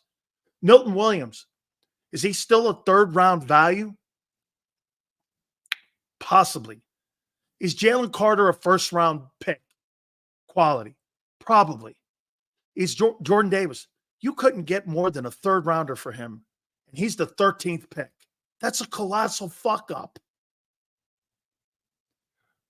I mean, think of that. Jordan Davis is the 13th pick. You'd be lucky to get a 3rd rounder for him. You'd be lucky. So the problem that you have is you overvalued and overdrafted.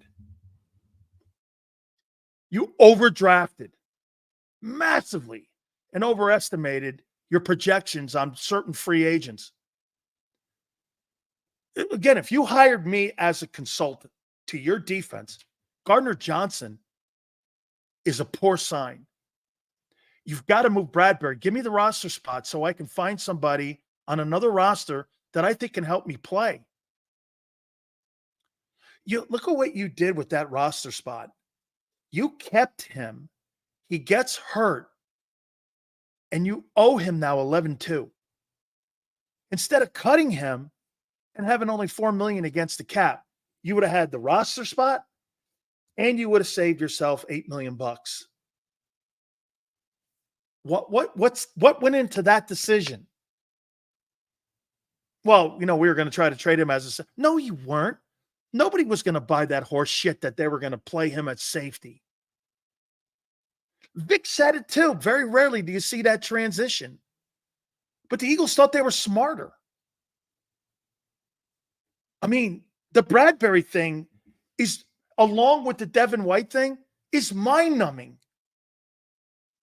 You got a guy on the roster right now who's on the 53. Why? You mean to tell me there's not a guy on a practice squad or even on your own or anywhere else in the league that you can't fire that guy and get the roster spot for a younger player? Sign a UDFA like you did with TJ Edwards. Bring somebody in that can help. Well, Sills, not going to be a frontline guy. No shit. That's past. The stuff with Bryce Huff is enormously a massive disaster financially, player replacement-wise, and failure in evaluation. This would be my assessment. I'll go down every position here for you. Every one of them defensively. Your edge rushers are not very good. And to say Brandon Graham is playing the best, okay, I guess.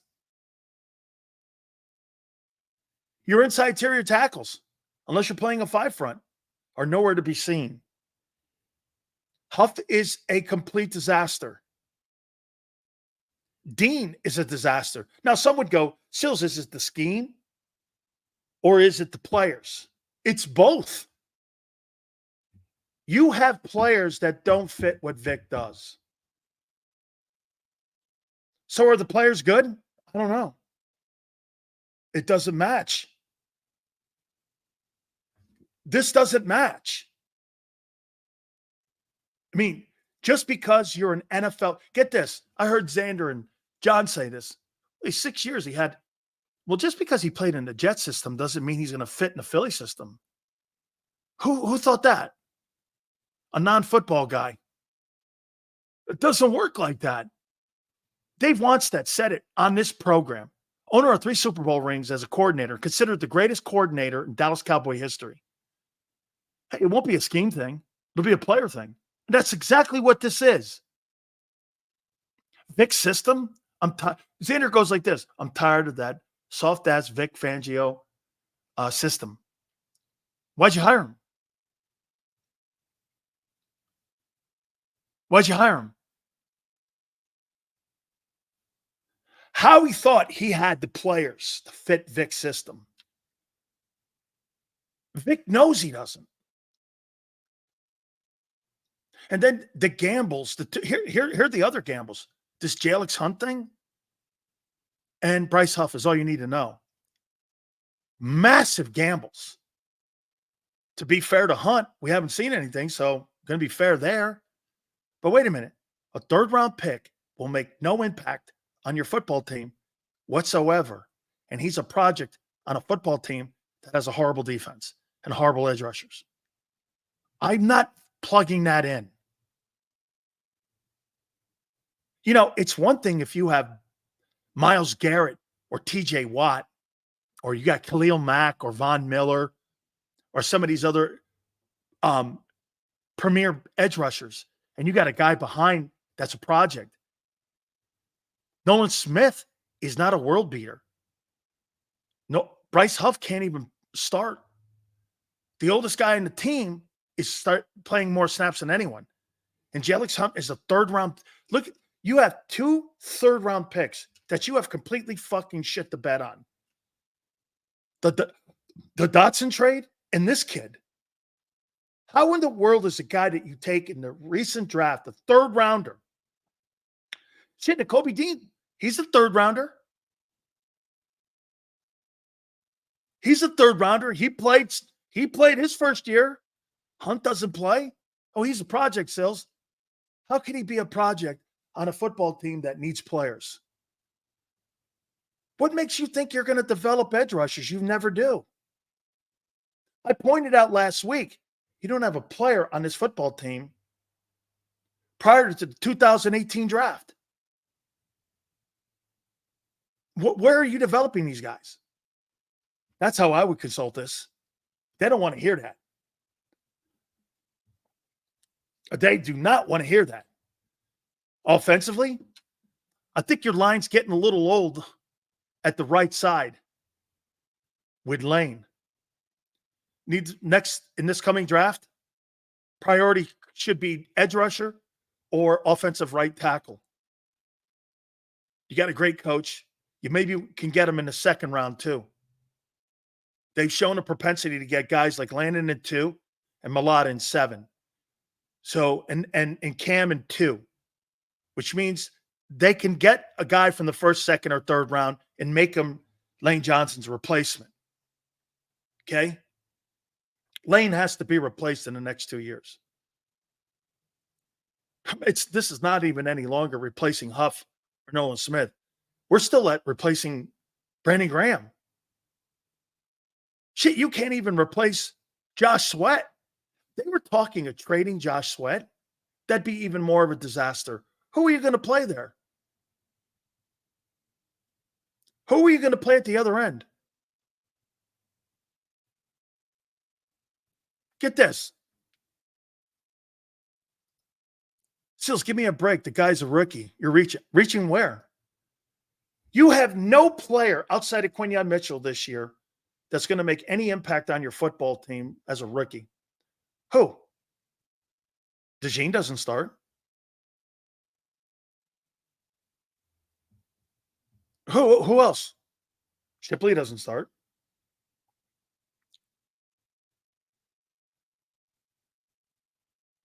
How about last year's group? Tyler Steen looks okay. Carter looks up and down. Where are you making impact? How about this one? This was even more. And again, I'm giving you as how I would evaluate this. You asked me if I was GM. Name me a guy on defense. Ringo?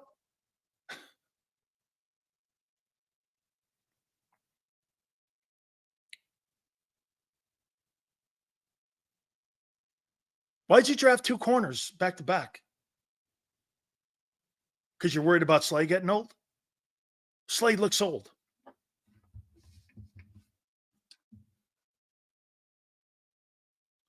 Isaiah Rodgers, is he healthy? You going to play him? What's his deal?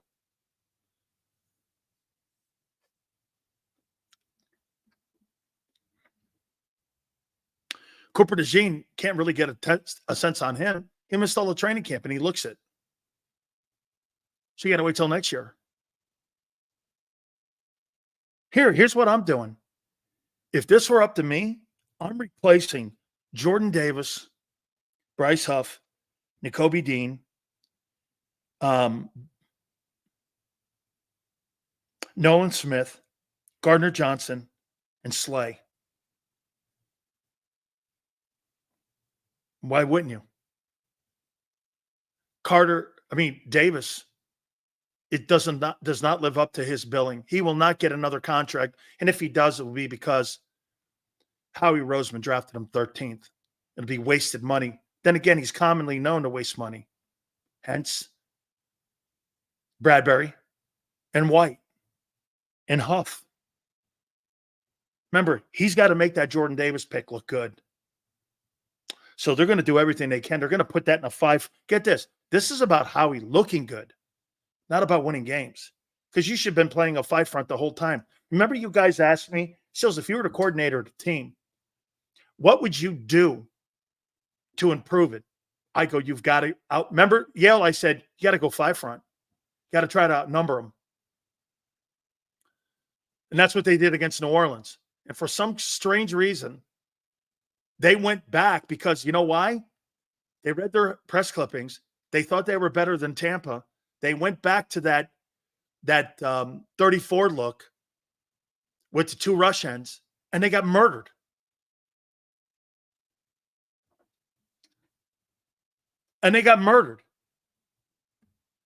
The only way they're going to play well this coming week, I guarantee, I will make you a proclamation right now. There is not, and by the way, Cleveland's got a good old line. That's a good old line. I guarantee you they play 5 front. Not a chance in hell they won't. They will play 5 front. Because if they line up in that 34 look with those 2 rush ends, Cleveland will run the ball on them. The Bucs are one of the worst rushing attacks in the league. And they ran for 100 some odd yards on you.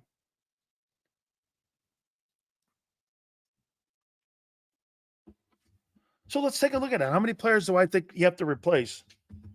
1, 2, 3, 4, 5, 6, 7, 8. 8 of your 11 players next year have to be replaced. And you're trying to tell me you have a good defense? Now, some of the guys are on the team. Okay? Some of the younger players. Cooper DeJean, we'll see. Right?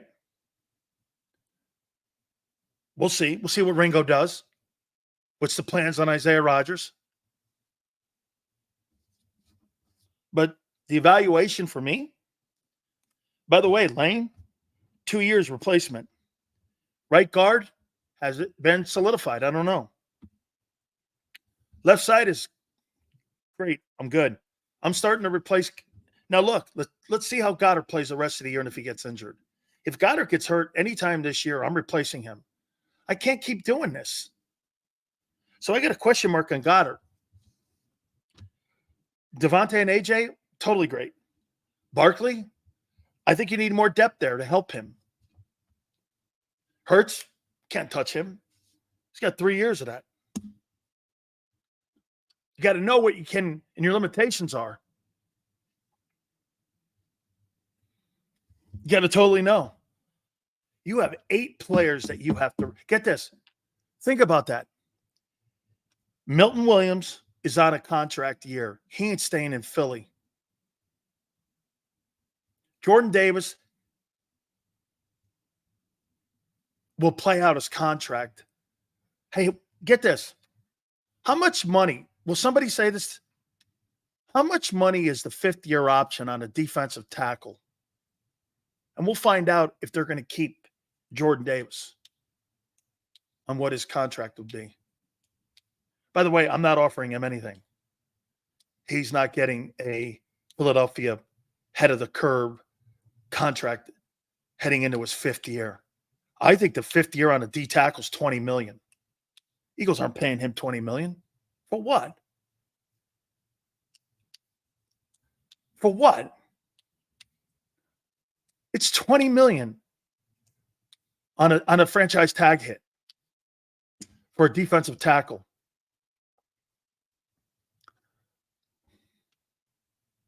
$20 million. Yell thinks it's a couple million.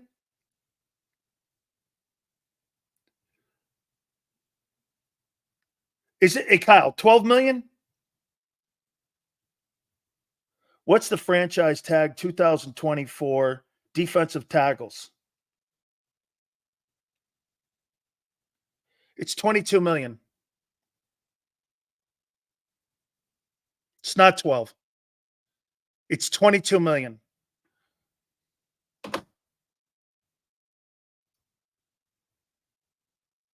I got 22 million. 2024 NFL franchise tag for defensive tackles is 22 million. That's this year. Franchise tag 1 year. Oh, wait, 5th-year option we're talking. That's right. What will be the 5th-year option for a defensive tackle for a first-rounder in 2024?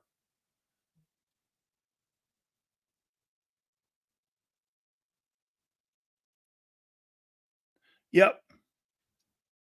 That's right, Xander. That's for the following year, 11.5. Are you paying $11 million for Jordan Davis?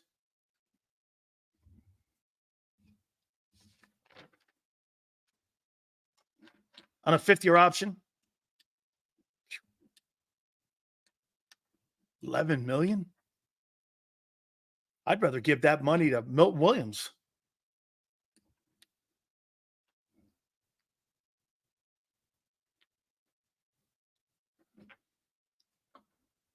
That's right, Tony. For what? We will get to week 5 of the NFL tomorrow. It's going to be an interesting ball game, guys. How well are the Eagles going to play coming out of that bye? For sure. Okay? They should let the player walk, let the scheme walk with them. Well, I think that will be addressed in the offseason. By the way, playoff baseball has been sensational. So I know that's kind of like must-watch TV. I appreciate each and every single one of you. Please hit the like button. Thank you guys again. Xander, Big Joe, 2 to 6 tomorrow, and we'll see you on the flip side.